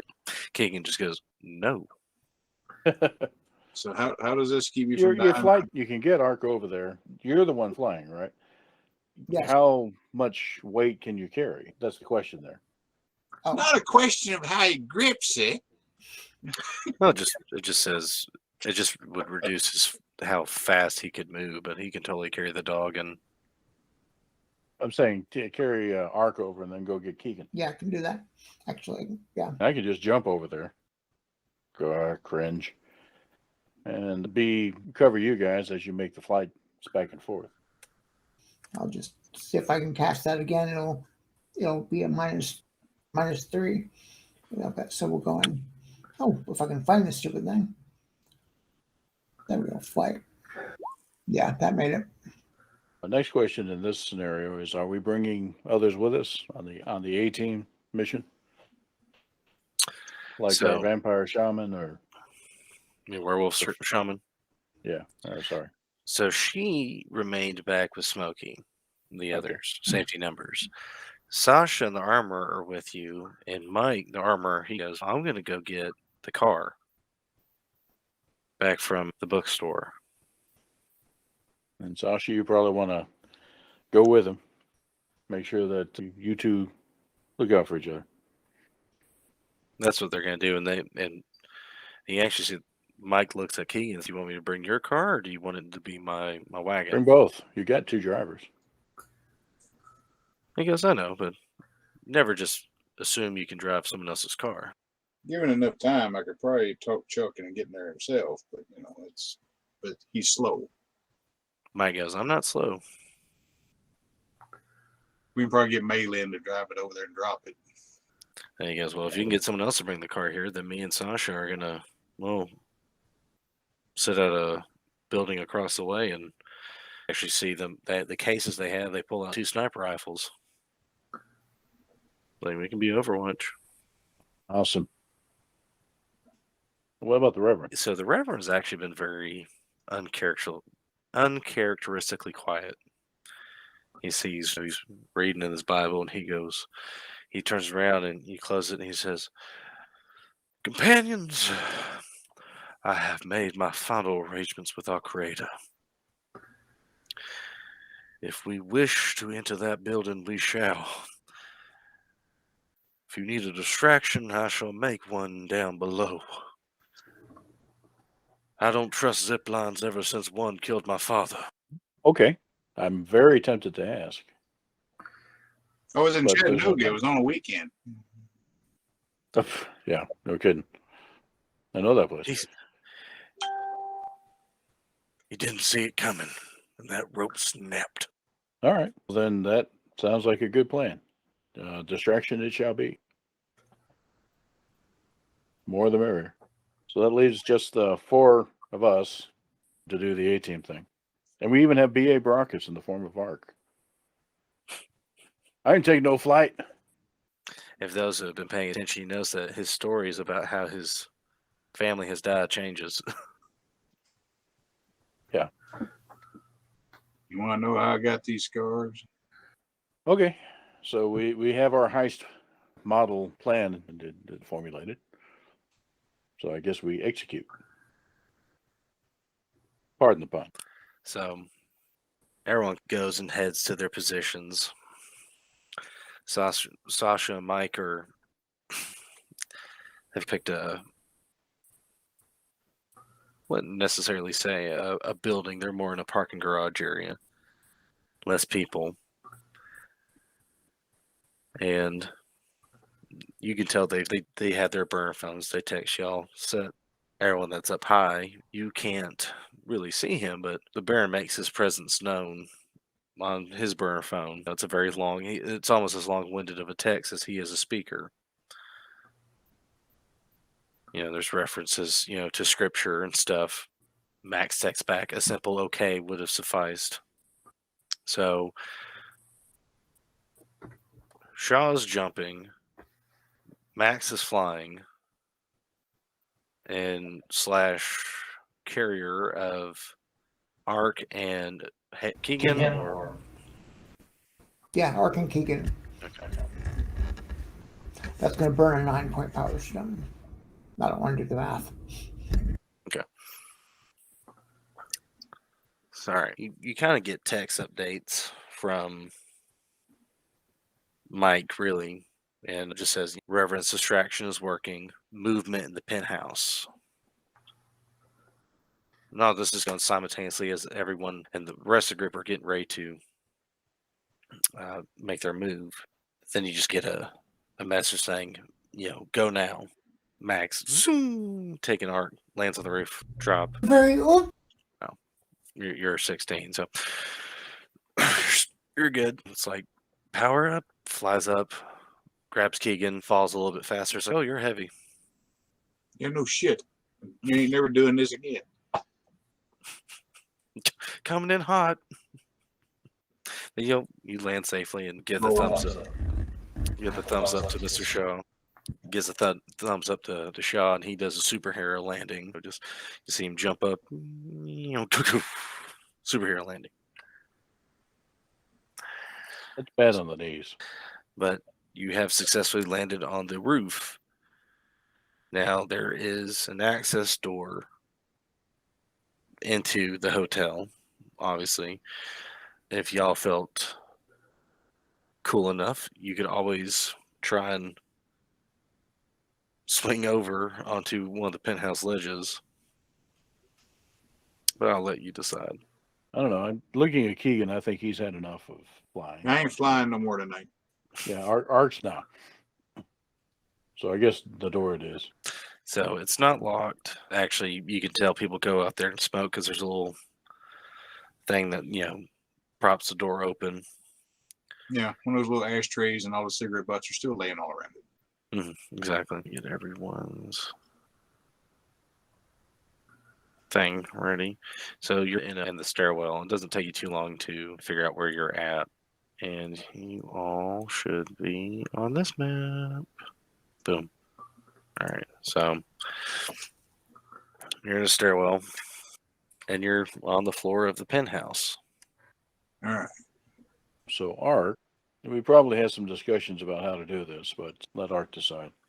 So here's a frag grenade that our friend the armorer is made out of silver. I think I got one. You're probably the right person to hold on to it. So do you want me to pull the pin now? So or do you want to wait? I guess you can pull the pin now. Okay. Be careful with that, man. Yeah, like, don't sneeze. Everybody's going to be on invisibility. Let's see here. How many of us? There are 4 of us, right? Yeah. This guy's so freaking powerful. He probably already knows we're here anyway. I don't think he's going to be using missiles. But do you want me to shield you? His buddies have missiles. Times 4. That will be, yeah. All right. Is there any way that you can sense what's in the room down there? Yes. Yeah. Sense life. Vampires. Yeah, it'll work on vampires. They've got stuff there that's equivalent, and that's a DM call. What do you? I don't have sense death. Yeah, it's lives are white dots and deaths are black dots. Everything else is gray. There's a few white dots and a few black dots. So there's a lot of stuff down there. So yeah, she does Mr. Shield, and yeah, that's gonna Just poke. I'm not sure if this is a door or not, leading into a hall. Just kind of poke a nose in there and look. All right. Essentially, how this is, so you're in the stairwell of the building. Goes all the way to the top, goes all the way to the bottom. That's an elevator right here. And this appears to be like a housekeeping closet. And this also appears to be an elevator. And then here's the actual main door into the penthouse. There are 2 additional locked doors here as well. And you don't really recall where those doors open up. Okay. Because all that's revealed is all you all remember seeing the first time you were here. Is there an entrance to this housekeeping alcove? Right here. Okay. It's a recess, but.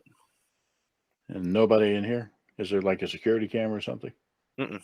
Nope, just all the supplies that we need to clean up that penthouse. Okay. What I'm wanting to do is listen. Is there talking going on? This is the closest approach we can make to the penthouse without actually being in there. Yeah. You don't really hear much conversation. Okay. When Gorgonzola took you back, Max, where'd you go? First time that we ran into the Baron here, you got the treatment from Miss Gorgonzola? Took you to another room? Mr. Pegg, would you refresh my memory? Yes, I can. So, for Max, this is a very hard memory to remember, but not necessarily because it's hard to remember, but because of what occurred. The night y'all were there, Gorgonzola took Max back down this hallway here into this room. And when they entered upon that room, there were bodies in there, one of which was the negotiator woman that y'all have dealt with before, who was dead. Essentially, Gorgonzola, no good way to say it, essentially mind raped Max to gain information as to whether she was telling the truth or not about Ezekiel and Azrael. So you know that there's another hallway That's the hallway. That's the main entrance is. It continues down. There's that there. There was were there other exits from that room, and were there other exits from the hallway? So Max remembers. So in this room, the body of the negotiator was actually carried off through this door. There's a door right there. In this hallway, there was a door, or at least an entryway to another hallway, but she never really got a good look down it. So And of course, reasonably, there's also a door right here into a room that no one ever went into. all right. I think going in the main entrance is probably bad. So let's see if we can figure out a way to go up here.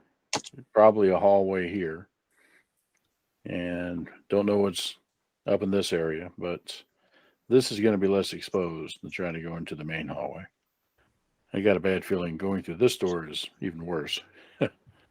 So anybody have actual lock picking? You remember Keegan had it at the very first game and tried it, and I've got it. It just ain't great. Yeah, I've got Lockmaster. Here we go. I can blow it up. We're trying to be quiet. Ooh. Okay. So which door were you trying? This one right here at the top? Yeah. Okay, so you see Max walk up, and I don't know why you decided to put the grenade in his mouth when he has a robot arm. Because this little robot arm comes up at the top and pulls a little pick and goes click, pulls it back out, and then goes back and gently twists the knob. All while with a grenade in his mouth. All right, you got the wrong person here, Ark. Max. I was about to be really impressed. Showed up as Ark on my screen. I'm sorry.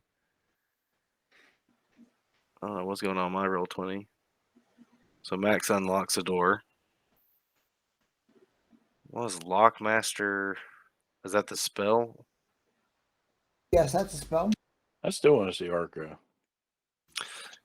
So essentially, you just snap your finger and you hear the door just clicks open. I don't know why I even fucking bothered. Were you trying to do investigator, like peek in, or? That's that mega investigator skill. It covers everything. It made all PIs pretty much. We've been having problems with effective skill. Is 10 your effective skill for real on that I was one? going to say, I don't think yours is 10. Yeah. Yeah, the character sheets are messed up. You have to go into the skills page and Retype it in. well, select a different attribute and then select the proper attribute. And it'll fix your target. Otherwise, it just shows all 10s. I had all 10s on mine. Oh, where? Yeah, I only spent 36 points on it. Yeah, no. Your IQ should be a 12. Oh, man. I didn't do any better. So, yeah. Isn't it? The original roll was a 12, so that would have made it. Okay, I'll give you on the first one just because you have a 12 on the sheet. Yeah. But now we know your attribute's correct for future rolls. So what are you trying to investigate? Like just Like I said, lockpick should fall under that.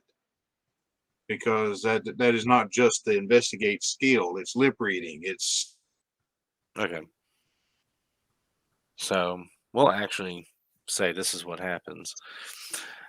You walk up to the door, feel it out, reach in your coat, you pull out little sticks, and you start going.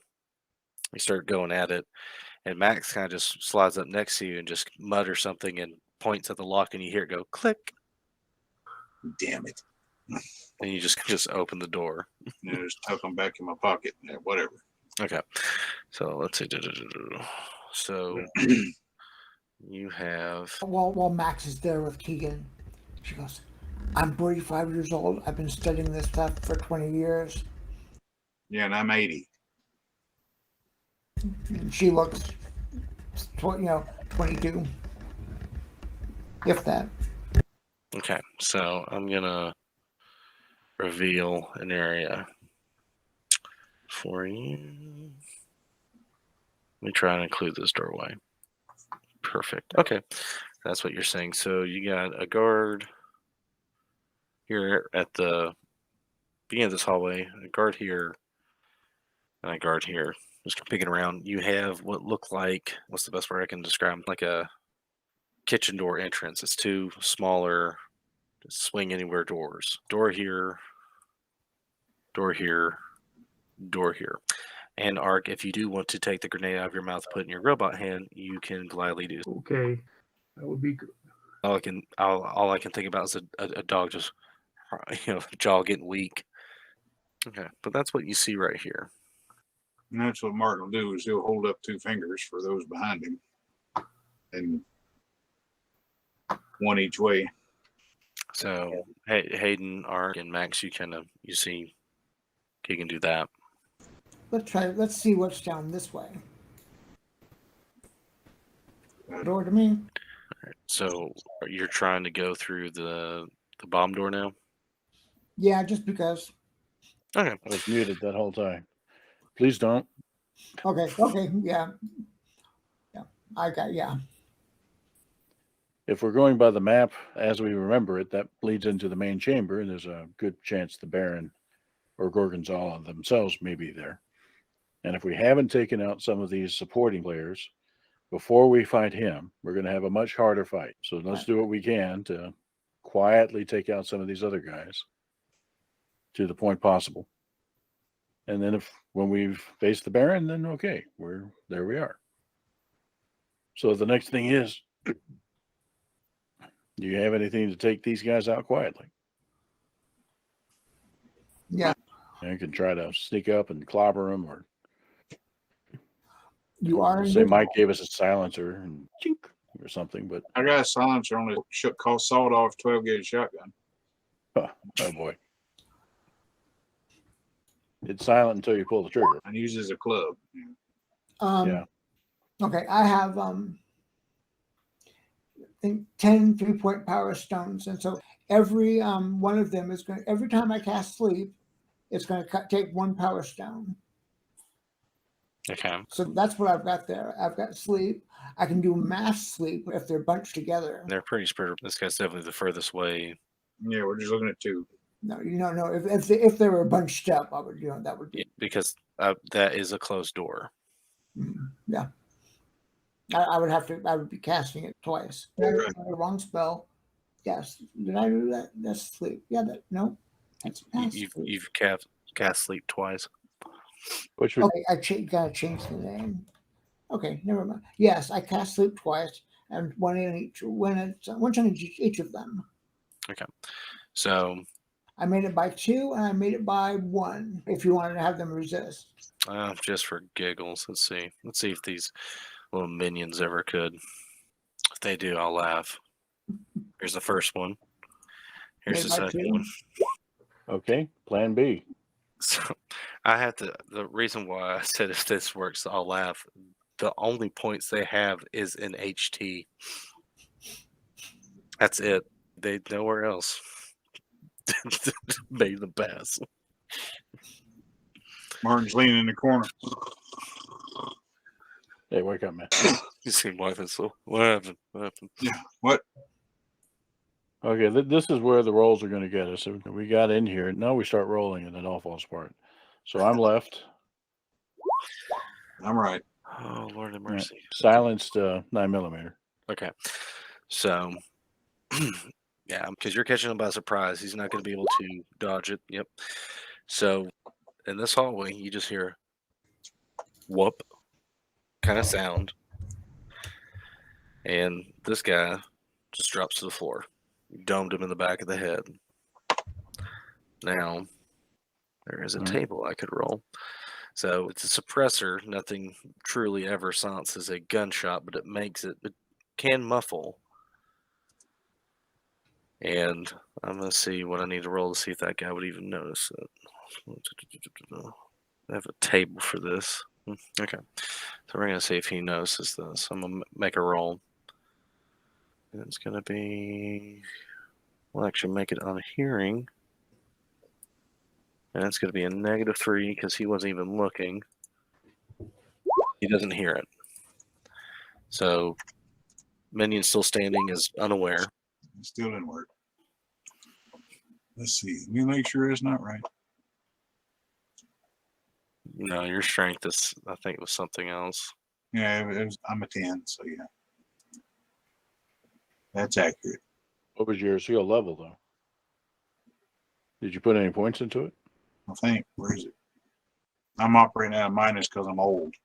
So I go punch him. He punches me back. All right, alrighty. He told me to be quiet. If I could just done what I normally would have done, I'd just blowed his ass across the wall. And after he hits me back, it's probably what I want to do anyway. Now let's even see. The miss, did you actually hit him? Or did you hit the wall? Maybe he moved out of the way. So he actually is able to smack you. Yeah, you're right, Matt. The rolls are starting to become an issue just for the sake of the matter. You're here. Now he's still invisible. That's still. I've got a minute on that. Oh, this is more of a something hit him. He swung. Yeah. You're right. Good. He has not shouted yet because he's just. What was that? So y'all do have a chance to silence him. All right. Seeing that there was some difficulty there. I don't know where Keegan is. I'm afraid to take the shot from here. You could. We would just I'll just roll kind a d2 for that. Flip a coin. No, I'm not going to take that chance. What I am going to do is I'm still invisible, so nothing stopped me from going right up to him point blank. And Now he would see that and he'd probably react a bit. Right now, what's going on here? the question is, am I still invisible after the first shot? Yes, it does not break. It's yeah. It's, let me do the thing. In that case, yeah, I'll walk right up, or rather run, right up next to him and pop. All right. Point blank range. All right. Roll your damage because he's not expecting this. So I've got a 3 on them. So if they can make their perception roll by better than 3, then they might. Then they can see through. I believe, possibly. I don't know. I haven't delved into the rules enough to know how that would work. I don't think he would have seen him. What Keegan didn't caught him off guard because all he did was just feel something like a gust of wind come at him and flail his hands and hit something. Then all of a sudden he gets domed. Yeah, I just whiffed. All I can think of, there's a movie called Shoot 'Em Up, and Paul Giamatti is a bad guy, and he's in a standoff with another guy, and they run out of ammo, and he busts a mirror and grabs a piece of glass and just goes, ah! He reloads. All right, so as of right now, the hallway's secure. You have 2 bodies. I'm assuming you guys dispose of them. Yeah, we've got a perfectly good cleaning closet down here, so let's get him out of the way.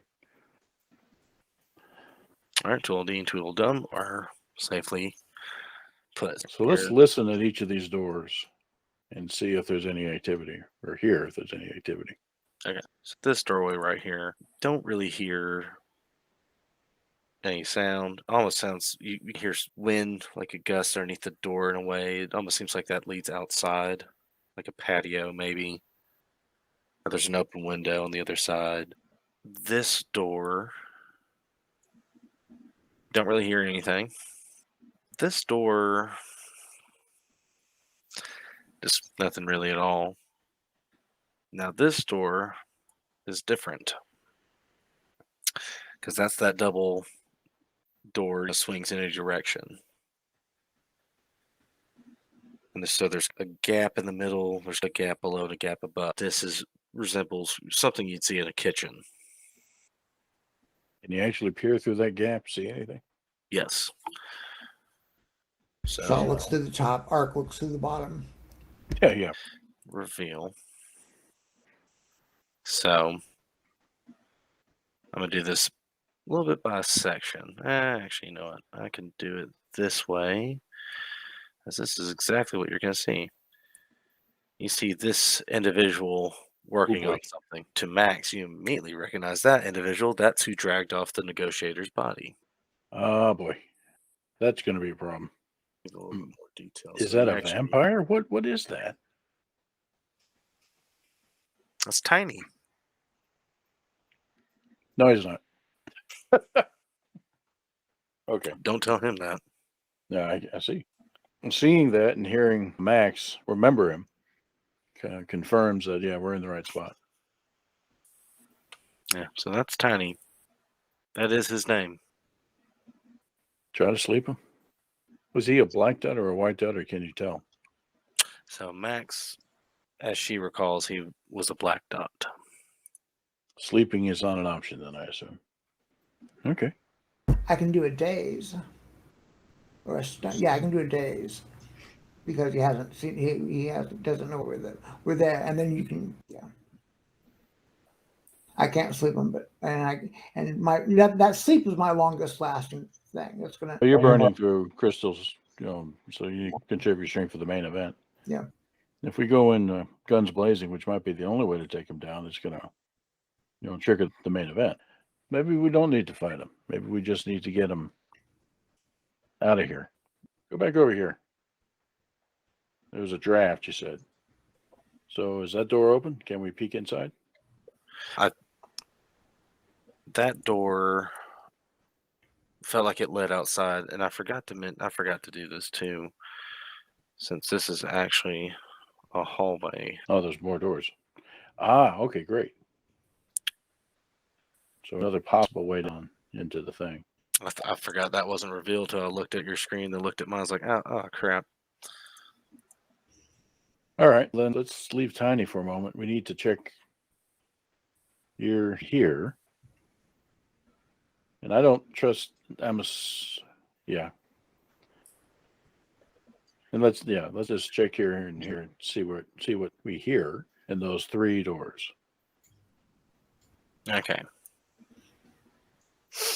So door number 1, don't really hear anything. Yeah, you don't really hear anything in there. I smell at the bottom of the doors and see if I can smell anything in there. So when you lean your snoot down there, multiple things. You smell the aromas of urine and feces, bleach. That would be the cupboard. Okay. Then how about door number 2?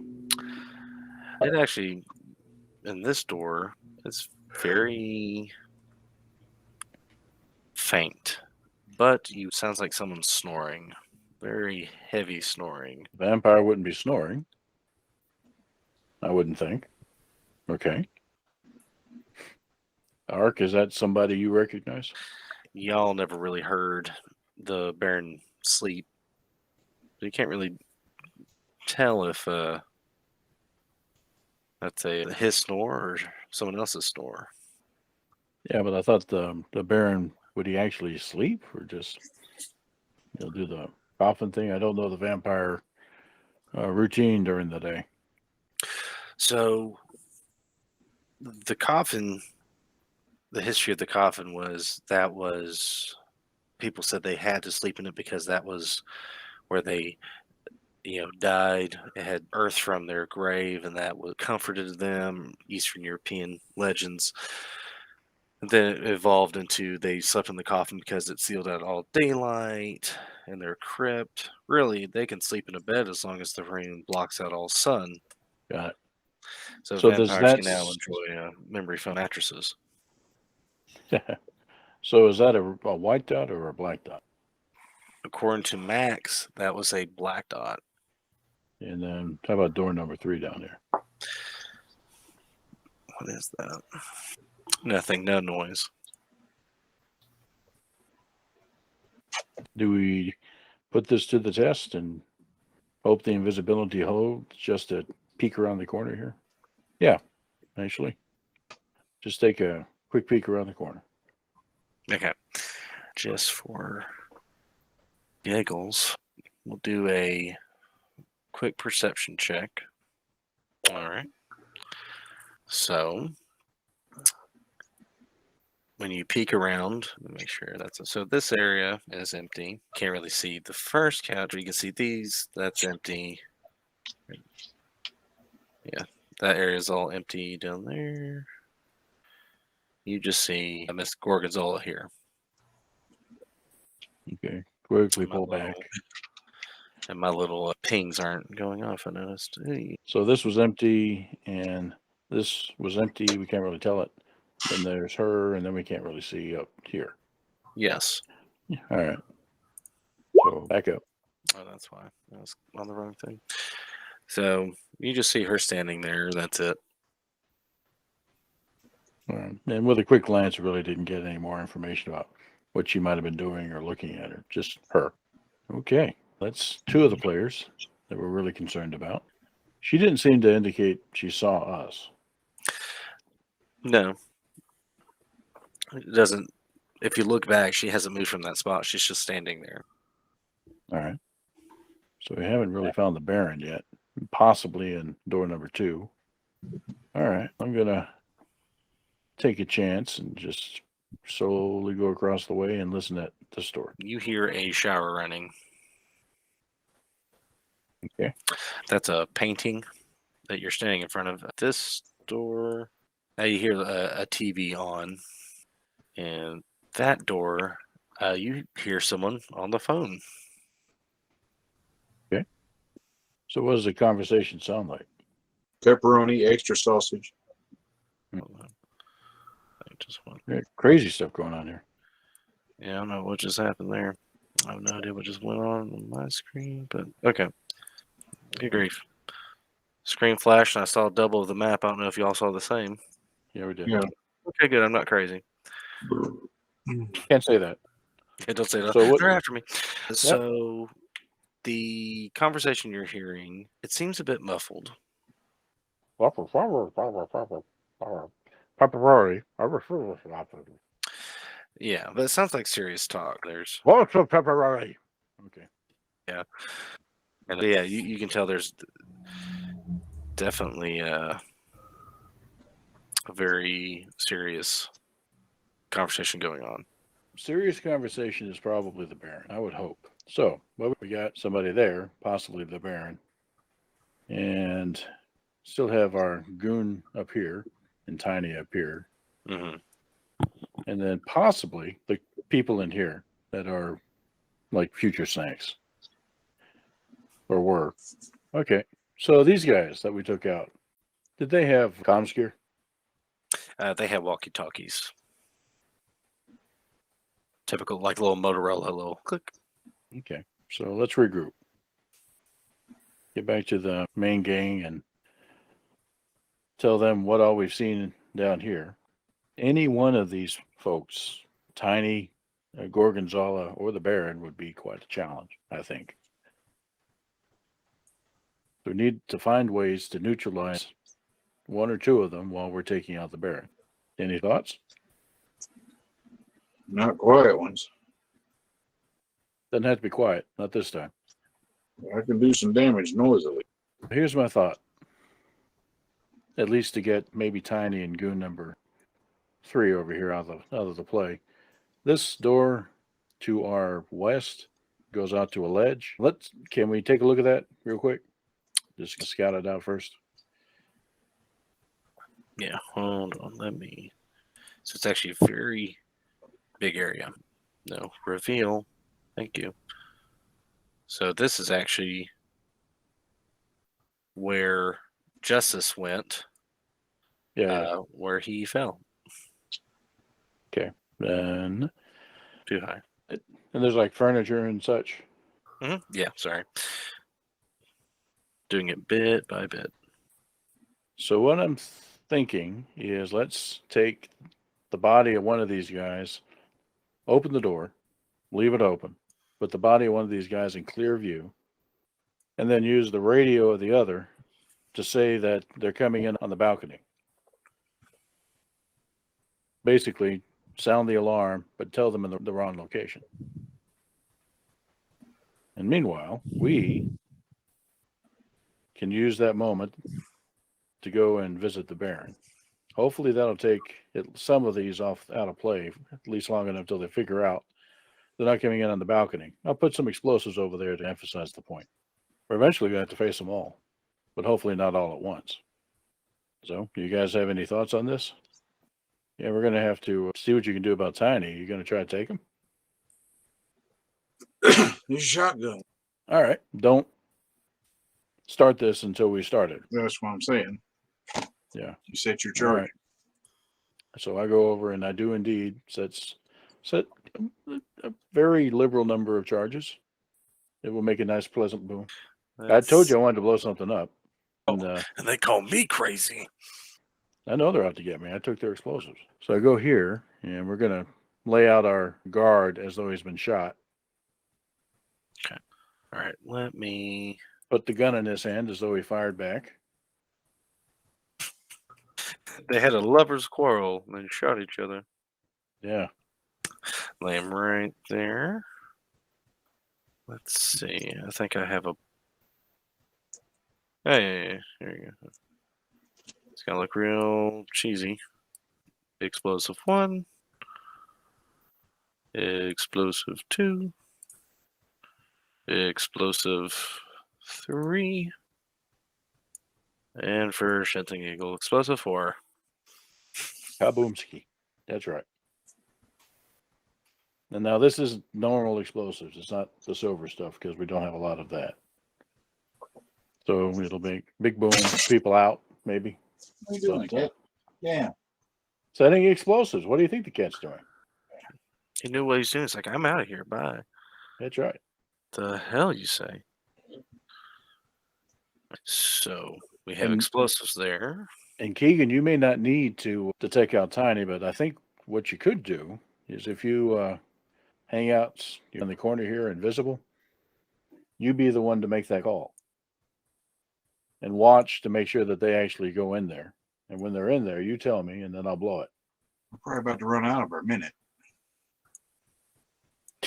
Yeah, I know. She's been sustaining it. I can sustain it. It's costly to do that. And that would mean Ark and myself and Max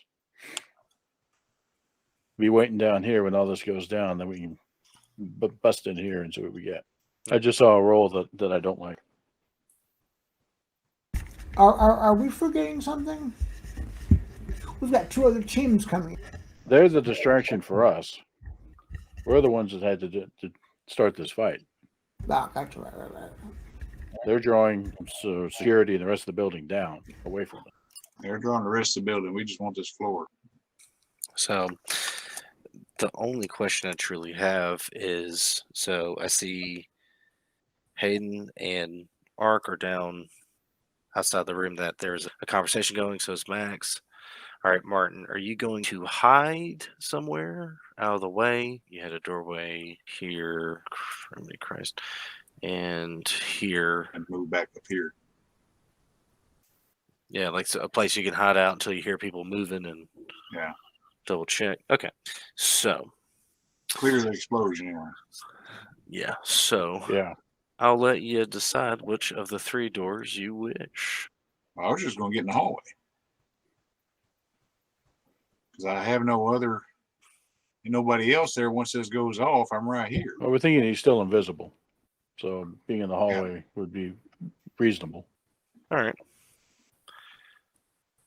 I got you. Okay, so I'd say let the explosion chew on him, and then you can go plug him. Well, he ain't going to come running out till they go. He's making a sandwich, remember? Yeah, but you're drawing him out. You're the one that's going to be on the radio. They're coming in through the balcony. Let him go out to the balcony. And then go boom. Maybe I'll push him off. That's what the explosion's for. Yeah, I hope.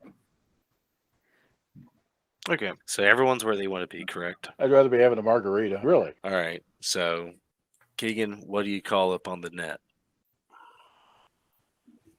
And you can roll your fast talk with it just to sell it. There's activity on the patio. Who is it? Yeah. Okay, so that's what you say. So that's exactly what you say. There's activity on the patio. Call back. Who's this on the net? It's Bubba. Okay, what activity are you seeing on the balcony? Some motherfucker walking around. Hey, keep it calm on the net. All right. Chris, there's something seriously wrong with your character. You haven't had anything above a a 13 skill in anything. Yeah, I don't think that's your real fast talk roll. So I'm a 78-year-old investigator trying to be an occultist. I'm actually gonna pull up your character sheet as your phone. It ain't that good. I put everything into that investigate, and it goes both ways. It winds up being the same number. So I took fast talk by itself just to see what it would do. besides, you have a charisma bonus, so you still made the roll. You're trying to influence folks, convince them, go to the patio. It's a happening place. There's cake and ice cream out there. Randall, look here. Because your general attributes are low, but you put it all in skills. Okay, I see why. I see why it's doing that. Alrighty. A lot of points and skills. You might be able to raise his attributes and get savings. And see, it's not counting it because I can look at here, pull him back up. So he's got on fast talk. So IQ's a 12, fast talk's an average skill. Oh, you don't have any points in fast talk. You have it in first aid. That's Yeah. why. So you're All just the points went into investigator because it's doubled under I see. How many points do you have an investigator? 36. Yeah, he's maxed out. Because that investigator is one of those lump dump skills that covers everything. It's a It's his IQ. Yeah. It's a 12, but I'm looking at his skills. His skills are reading every level as a 10 for his attributes.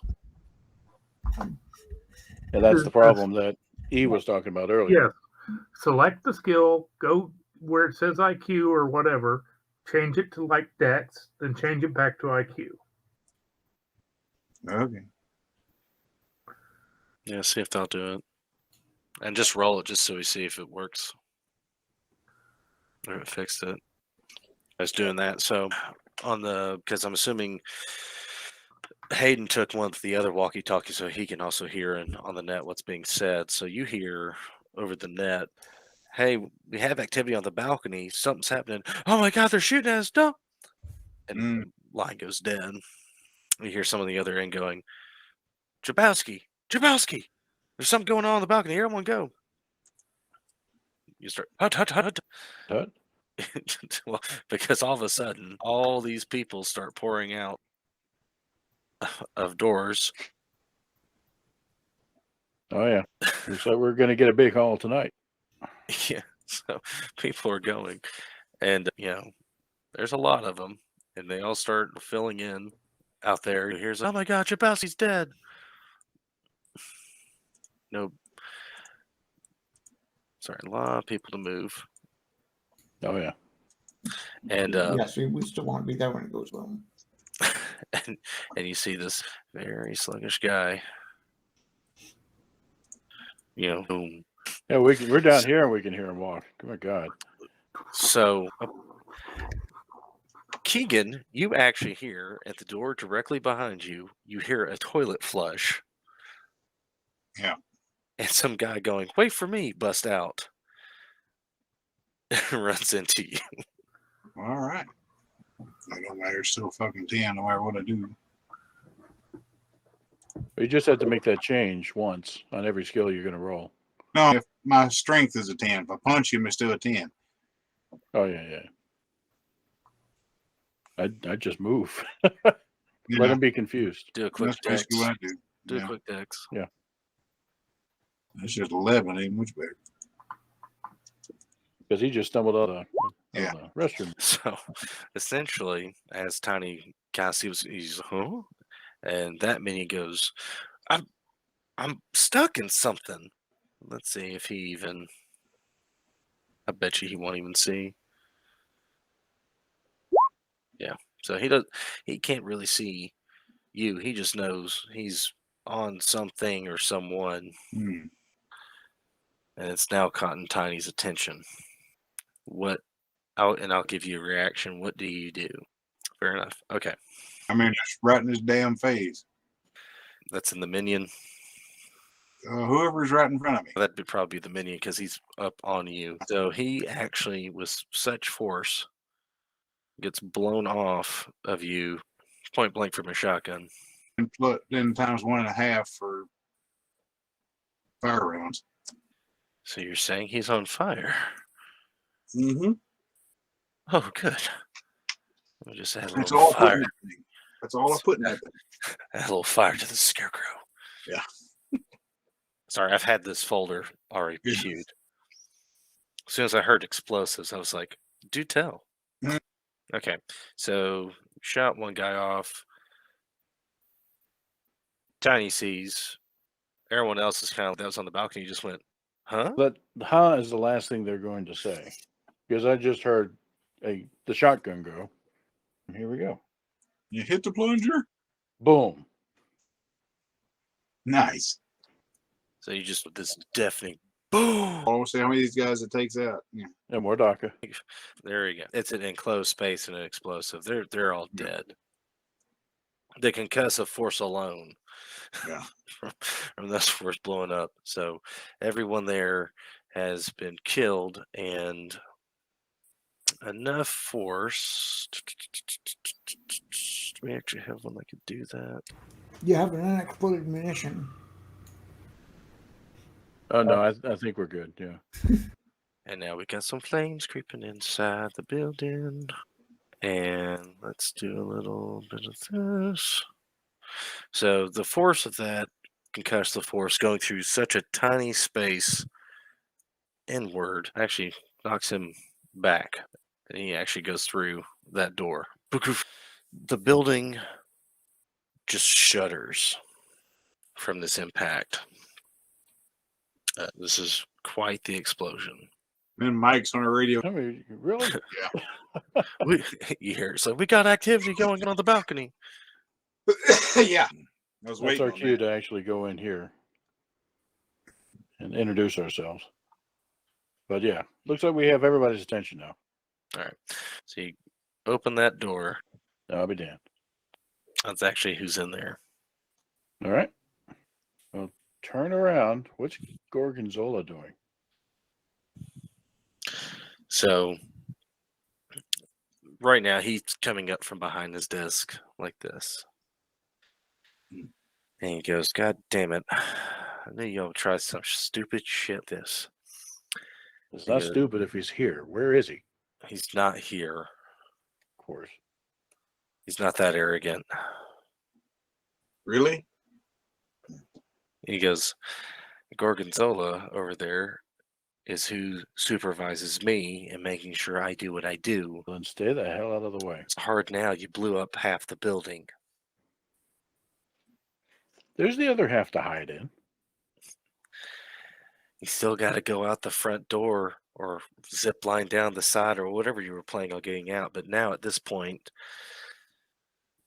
Gorgonzola's either alerted the Baron or has alerted everyone else that's going to come up here and shoot me and y'all. And That's fine. We go fight Gorgonzola. Hey, Art, may I have that grenade? Sure. so you see the little robot arm literally just go like a baseball thrower. The spoon opens, bing, and it lands right at her feet, and she doesn't move. Blows up. Is she not there for real or what? So, you know, White dot or a black dot? she was a black dot. So you see this fire go off from the explosion, some smoke, you know, impedes your vision over. All clears. She's still standing there. But you notice she has not moved. She's just standing there. So, where is she? She's still standing there that you can see. It just hasn't moved. That's what I'm saying. Is that really her? All right, well, try to breathe on her. All right. Do you breathe from there where you're standing? Yeah, I could do a kind of a thin out to 100 feet. So, Gotcha. and this will reveal my position. And we'll see if there's any reaction. Okay. So, yeah, you do your little stream of fire at her. So everyone all of a sudden just sees this long The building is still shaking. Yeah. This long fire. It quickly engulfs Gorgonzola. And when it dissipates, she is still standing there. Yeah. I don't think that's really her. So let's look at some of these other buildings. She can come attack us if she wants. That'll verify who she is. But we have other doors that we can check and see if there's any sign of anybody. Let me put it to you this way, Max. She's a mentalist. The only defense any of us have against her might be magic. But if she wants to alter our perceptions and such like that, she seemed to be very good at what she did. So she might be standing right next to me, and I don't know it. So, Max, you got a song for that? I am turnabout. I see if I can change the environment. So what are you trying to create as an illusion? Something trippy, and then we do my artist illusion and my illusion art. It does do the thing I wanted to make her vertigo. Is that something that possibly with the illusion art, just to throw her off, give us a chance to If you wanted to see a reaction, you see her kind of do that little catch yourself step when you think you're falling, and you see her do that. Might have an answer. She's basically no-sold 2 major attacks here. Mm-hmm. But especially the explosion, has her clothing no-sold the attacks? Wouldn't really. Her clothing looks the same as it did before. And the piano behind her Is on fire. But is there a hole through it, or did the flame go around her and engulf it from the sides? It looks more on the sides than anything. Okay. Hello. She does a half bow when you approach her. I put her in a spotlight as She actually winces when you do that. There is an inevitable outcome here. I'm not even sure I can offer you anything besides a quicker, less rowdy demise. Really interested in the Baron. She goes, "Oh, the band was alerted that you were here as soon as sure, I saw sure. you peek around the corner. He has also been made aware of that one's incompetence." And you see her point to Detective Callahan. Oh, he did pretty good, actually, I thought. He is now seen as a failure like the predecessors that came before him. And she looks at you, Hayden, and she goes, "You are very out of your element." Yeah, that's true. And she looks to the rest of the group. She goes, "The Baron knew that at some point you would come back to try and eliminate him. He left me in charge of his lavish penthouse. He continued to run his operations from a more secure location. But I will let him know that it was quite entertaining watching you run around in this little suite." I'm wondering, you're just standing there, and you've had plenty of opportunity to lash out with your superpower skills and take me down, and Callahan over there in particular. Sorry, Callahan, she gave you that evil look. I wonder why you're not doing that. And she looks at you and goes, "Because the Baron does not wish it so. He has instructed me to tell you and give you one last warning. You can leave this town, this city, forever, and he will not seek any harm against you. But if you stay, he will use all assets at his disposal, including myself, to destroy you." So he didn't really strike us as the sort of guy that gave those sorts of offers freely, out of the kindness of his heart. So is he speaking from a position of weakness? Is he actually threatened by something that's happening here? He would wish us to go away? Would it be too costly for him to just eliminate us? The Baron says that the necessity of the ways of before the masquerade must be put back in place so that all may go back in order. But if he continues to hold down the city in iron grasp and try to eliminate you, the masquerade will be seen for all, and all enemies of vampires will come in and eliminate our kind. Right. So really the threat isn't from us, but from his superiors, perhaps. The immediate threat. His superiors, and I know there are other people that want to kill vampires, that's a thing. But he probably doesn't really care so much, as long as he can keep his seat of power. She's quiet for a second and goes, he is not threatened by those outside of the city. He is threatened more by what is in it. And there are other vampires in this city that see what he is doing and will eventually call into question his actions. Once again, losing the masquerade. In order to hold it and hold on to what is happening, he must make terms or eliminate you. The choice is yours. we're not leaving. Then I shall give him your answer. Thank you. You gonna kill us now? She goes, no, no, of what you wish. He will kill you. Goody. Nice to be popular. Where's Tiny? So you actually see him start coming down. Max is charging up, and Don't bother with her. Use it on him. I don't think he can get away quite so easily. she's charging it up. So when it comes into view, Yeah, that's what I thought. She Turn goes, around and breathe at Tiny.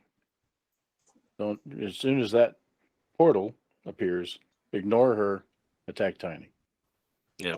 And she goes, bye-bye. I shall give the Baron your wishes. Waves with a certain finger extended. Don't want to do that. Son of a bitch, shit. Enter Tiny. Enter Tiny. All right, so I'll let y'all, since Max is charging up and you immediately turn around, I'll let y'all. Let me. Well, let's see. And back away as that's going on. As far back as I can get. All right, let's see. I got a feeling this guy can throw things. Yay. Let's see if he dodges some flame. Nope. Whoa. He's a big guy. It's really hard for. Oh my god, how did he do that one? So he dodges the sunbolt, and he catches some fire. He fell over. Yeah, so he couldn't dodge the second one. yeah, I don't. He fell so hard, everyone now has to. We'll do a dex. Dex save. Gee, barely. Max is still flying, apparently. Ark, how do you do that? You got 4 legs, man. Yeah, wouldn't that help? All right. I would think so, but there's no. Yeah. So you take 2. He's that heavy, he creates shockwaves. The building shudders, literally, once more as if the explosion has happened again. All right. So we've gotten our little surprise round off. Let's do this. Thing. All right. I'll do some initiatives. Don't worry about this guy. What thing is going on here? Tiny, are you gonna hit your... Oh my god. There we go. They won't give Tiny a turn. So I'm literally just gonna have to type in his... Well, he goes last anyway because he's prone. Yeah. Oh no, that's... Really? Still get... That's how we determine turns. Did I hit with that? Did I hit with that sunbolt? Yes. Okay. I never did damage. That was the big one. That took a That took the that was 17 burning damage. Okay. I agree. All right, so he's going to spend his turn getting up. So Max, you go again. And she's going to do a that took a if she does it again, it'll burn our escape, and I don't want to do that. That was a symbol. She does a 3d6. Get the heck out of the way. All right, Mr. Shaw. And yeah, same thing. Angry giant vampire on the way. Run. Try to find a way to, do the breath, get under some cover, and we'll see what happens here. Keegan? Smarty Marty, one-man party. I didn't see a roll. It's above, it's a 7. It's Oh, a there hit. it is. It just came in. Sorry. Arc? Arc's going to back off because Arc is not the combatant type. Yeah. Put everyone else between me and him. I know I've got the robot arm and a gun, but I don't even have firearm skills. So, for obvious reasons. So now it's my turn. So we're just gonna do he's gonna walk over to this chair, and he's gonna walk over here. He's gonna grab it. He's gonna throw it at Martin. It's a comfy chair. It's a 9. Oh, go over to under combat. You should see defense. It'll do Okay. dodge versus this or that. Have a basic dodge, and if you dodge and drop against a range, you're prone. Shit, weird. It ain't giving me nothing, so I guess I don't. Hold on. Let's see if I can get it to. I guess because my issue is not changing from anything other than just. That's not even letting you open your tab. Yeah, that's what I'm saying. So I don't know what's. So I guess you don't have a dodge. Yep, that's what I'm saying. I don't have a dodge. All right. So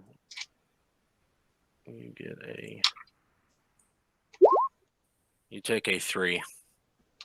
It's 1d6 minus 1. So 3 damage to you. And where is he standing? And he's gonna walk, boop, boom, right there. He's slow. Don't worry about him. You could definitely beat him in a marathon. So he stops. Yeah, he stops there. So Max, your go.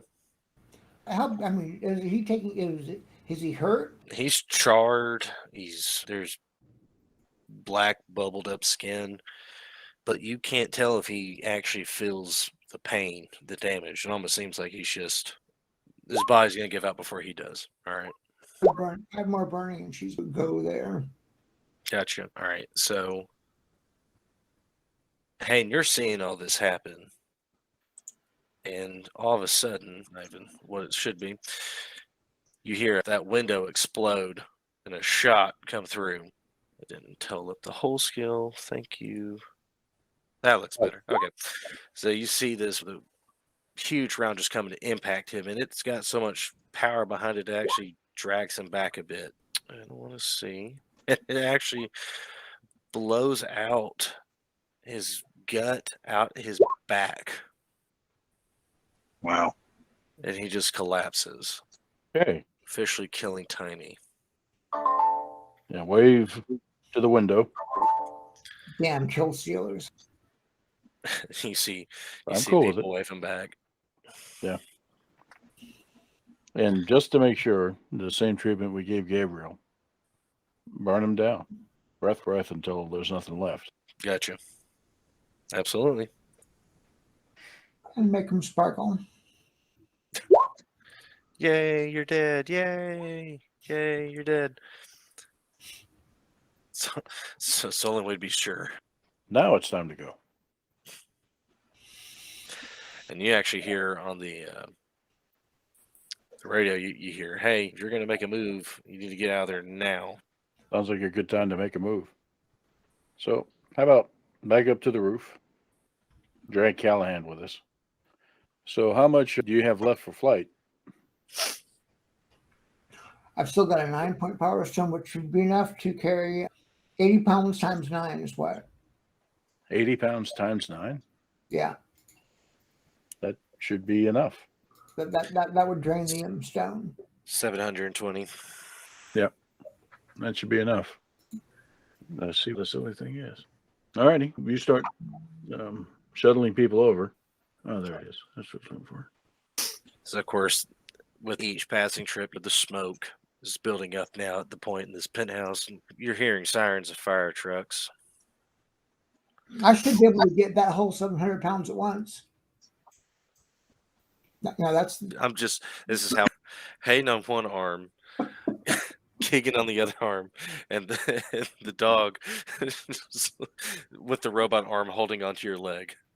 Just flying off. So as y'all take off, you notice, the fire is pretty much, it's starting to spread through that penthouse. It's gotten onto the roof a bit. There's smoke billowing out. You hear the fire trucks, and you kind of just, you head over to where you saw the Armor and Sasha sniping, and they greet you, and Keegan, your car's there. It did get dropped off for you. And Mike's actually really happy. He's, did you see that shot? close. I was aiming at his head. Good shot. The sights are a bit off. Forgot to deal for the rotation of the Earth. That guy's steps disrupted the rotation. But essentially, everyone's wanting to talk, and Keegan's just like, get in the fucking car, get in the fucking car, get in the fucking car. Yeah. And time to go. Everyone piles up into their respective vehicles, and it just hightails it out of there. Essentially, and Sasha and Mike are in his car, Scooby and the gang's all, and including Callahan's in your car, Keegan. And we'll pause it for there. Alrighty. Thank you, Mr. Pegg. Mm-hmm. Thank you. Yes, sir. We come out of the parking garage. I tell Harrius. We can't come out of the parking garage there. Yeah, they cut off for a second. No, sorry. When we come out of the parking garage, I said, run to your fire buddies. You never saw us. He actually is trying to stay with y'all. Okay, I'll let him. No, he tells you he's a dead man now. I might as well hang out with the rest of his dead folk. And he'll explain why. Yeah. He's down at the dumps now. Before a minute ago, he didn't help much. He was an asset. Yeah, something. All Aren't right, we I want to do something real quick. I'm just gonna make a roll just to see what this does, because I think I've been rolling the wrong thing for a shotgun. Just out of curiosity. Yeah, that looks better. That's what it should be doing with the modifications and everything. I got the combat stuff fixed. It's just the regular skills are wonky. Oh, that shot, they calculated his shot off. It only added the bonus of his skill, not his actual total level in shooting a weapon. I was like, that's like 5. Ain't no one that bad. There was a whole nother close range shotguns thing where I'd already did all the modifications down up under it, but it was off my screen. I didn't see it till I scrolled down. I hear you. I lived somehow. Yeah. Everyone took a little bit of damage. But yeah, sorry. We definitely leveled one building like I figured we would. So long to the Palace Hotel. So my game was a prequel. Yeah, exactly. Nothing could knock this building down. Yeah. Flash forward. Fuck. Yeah. Oh, Pegg. Sorry, I'm still having intermittent issues. That's fine. Plagues us all. There's a lot more fire I had on that map, but it can only do so many animated things at once. Yeah. What was it? The Last Jedi? More. Yes, I did. Very good. Yeah. Just actually got off all the pipe oil off my hands last night. I understand.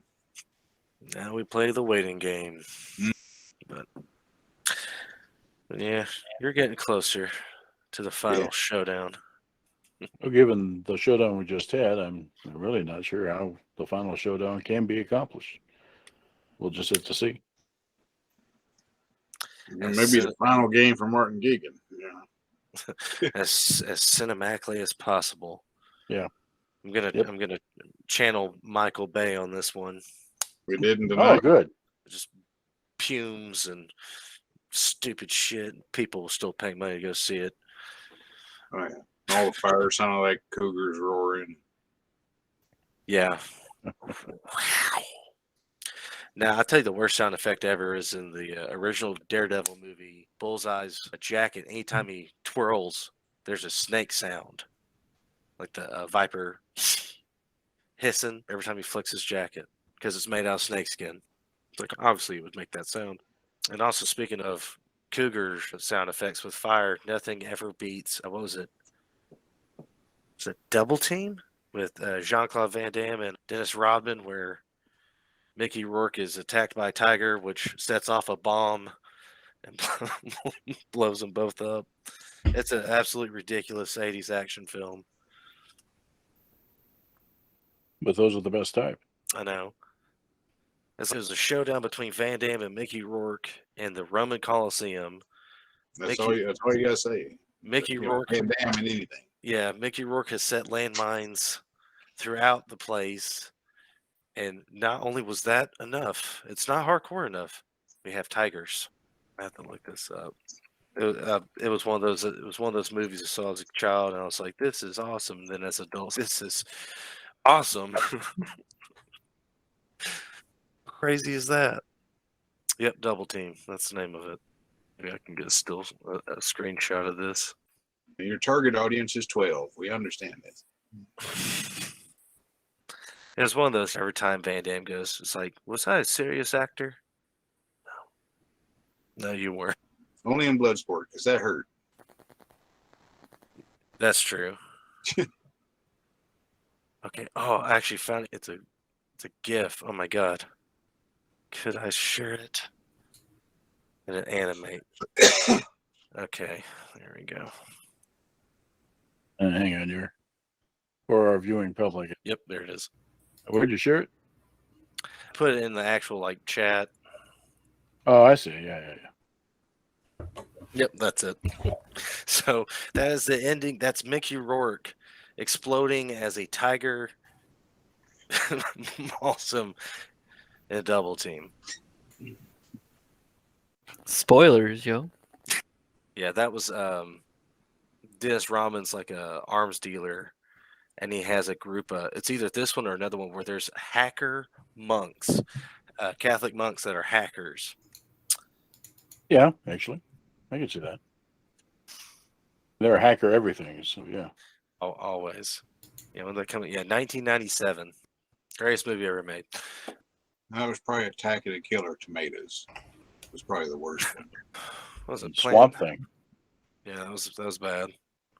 I don't know if I told you the story that Swamp Thing and the no, Toxic Avenger. Yeah. That whole series. One of the Toxic Avenger movies actually has my grandmother in it as an extra.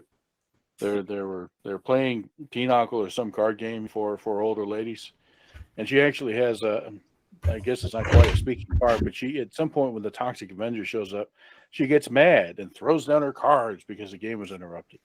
But yeah, I thought that was a little hilarious. I actually remember, because people always bring up Toxic Avenger. When I was in elementary school and kindergarten, first grade, we actually had coloring books of the Toxic Avenger and all. And then in retrospect, you look back at the films, you're like, oh my god. Mm-hmm. Yeah. Well, there was a reason why they were 50 cents at Big Lots. It's true. I've got to go. You guys take care. Thanks for the game. Take care, man. Yep. Let's see. All right. I think that's going to be it for me, too, guys. Yep, kind of fading. Yeah. We'll holler at you soon, Pegg. We'll see you Monday. Yep. Night all. Take care, everybody.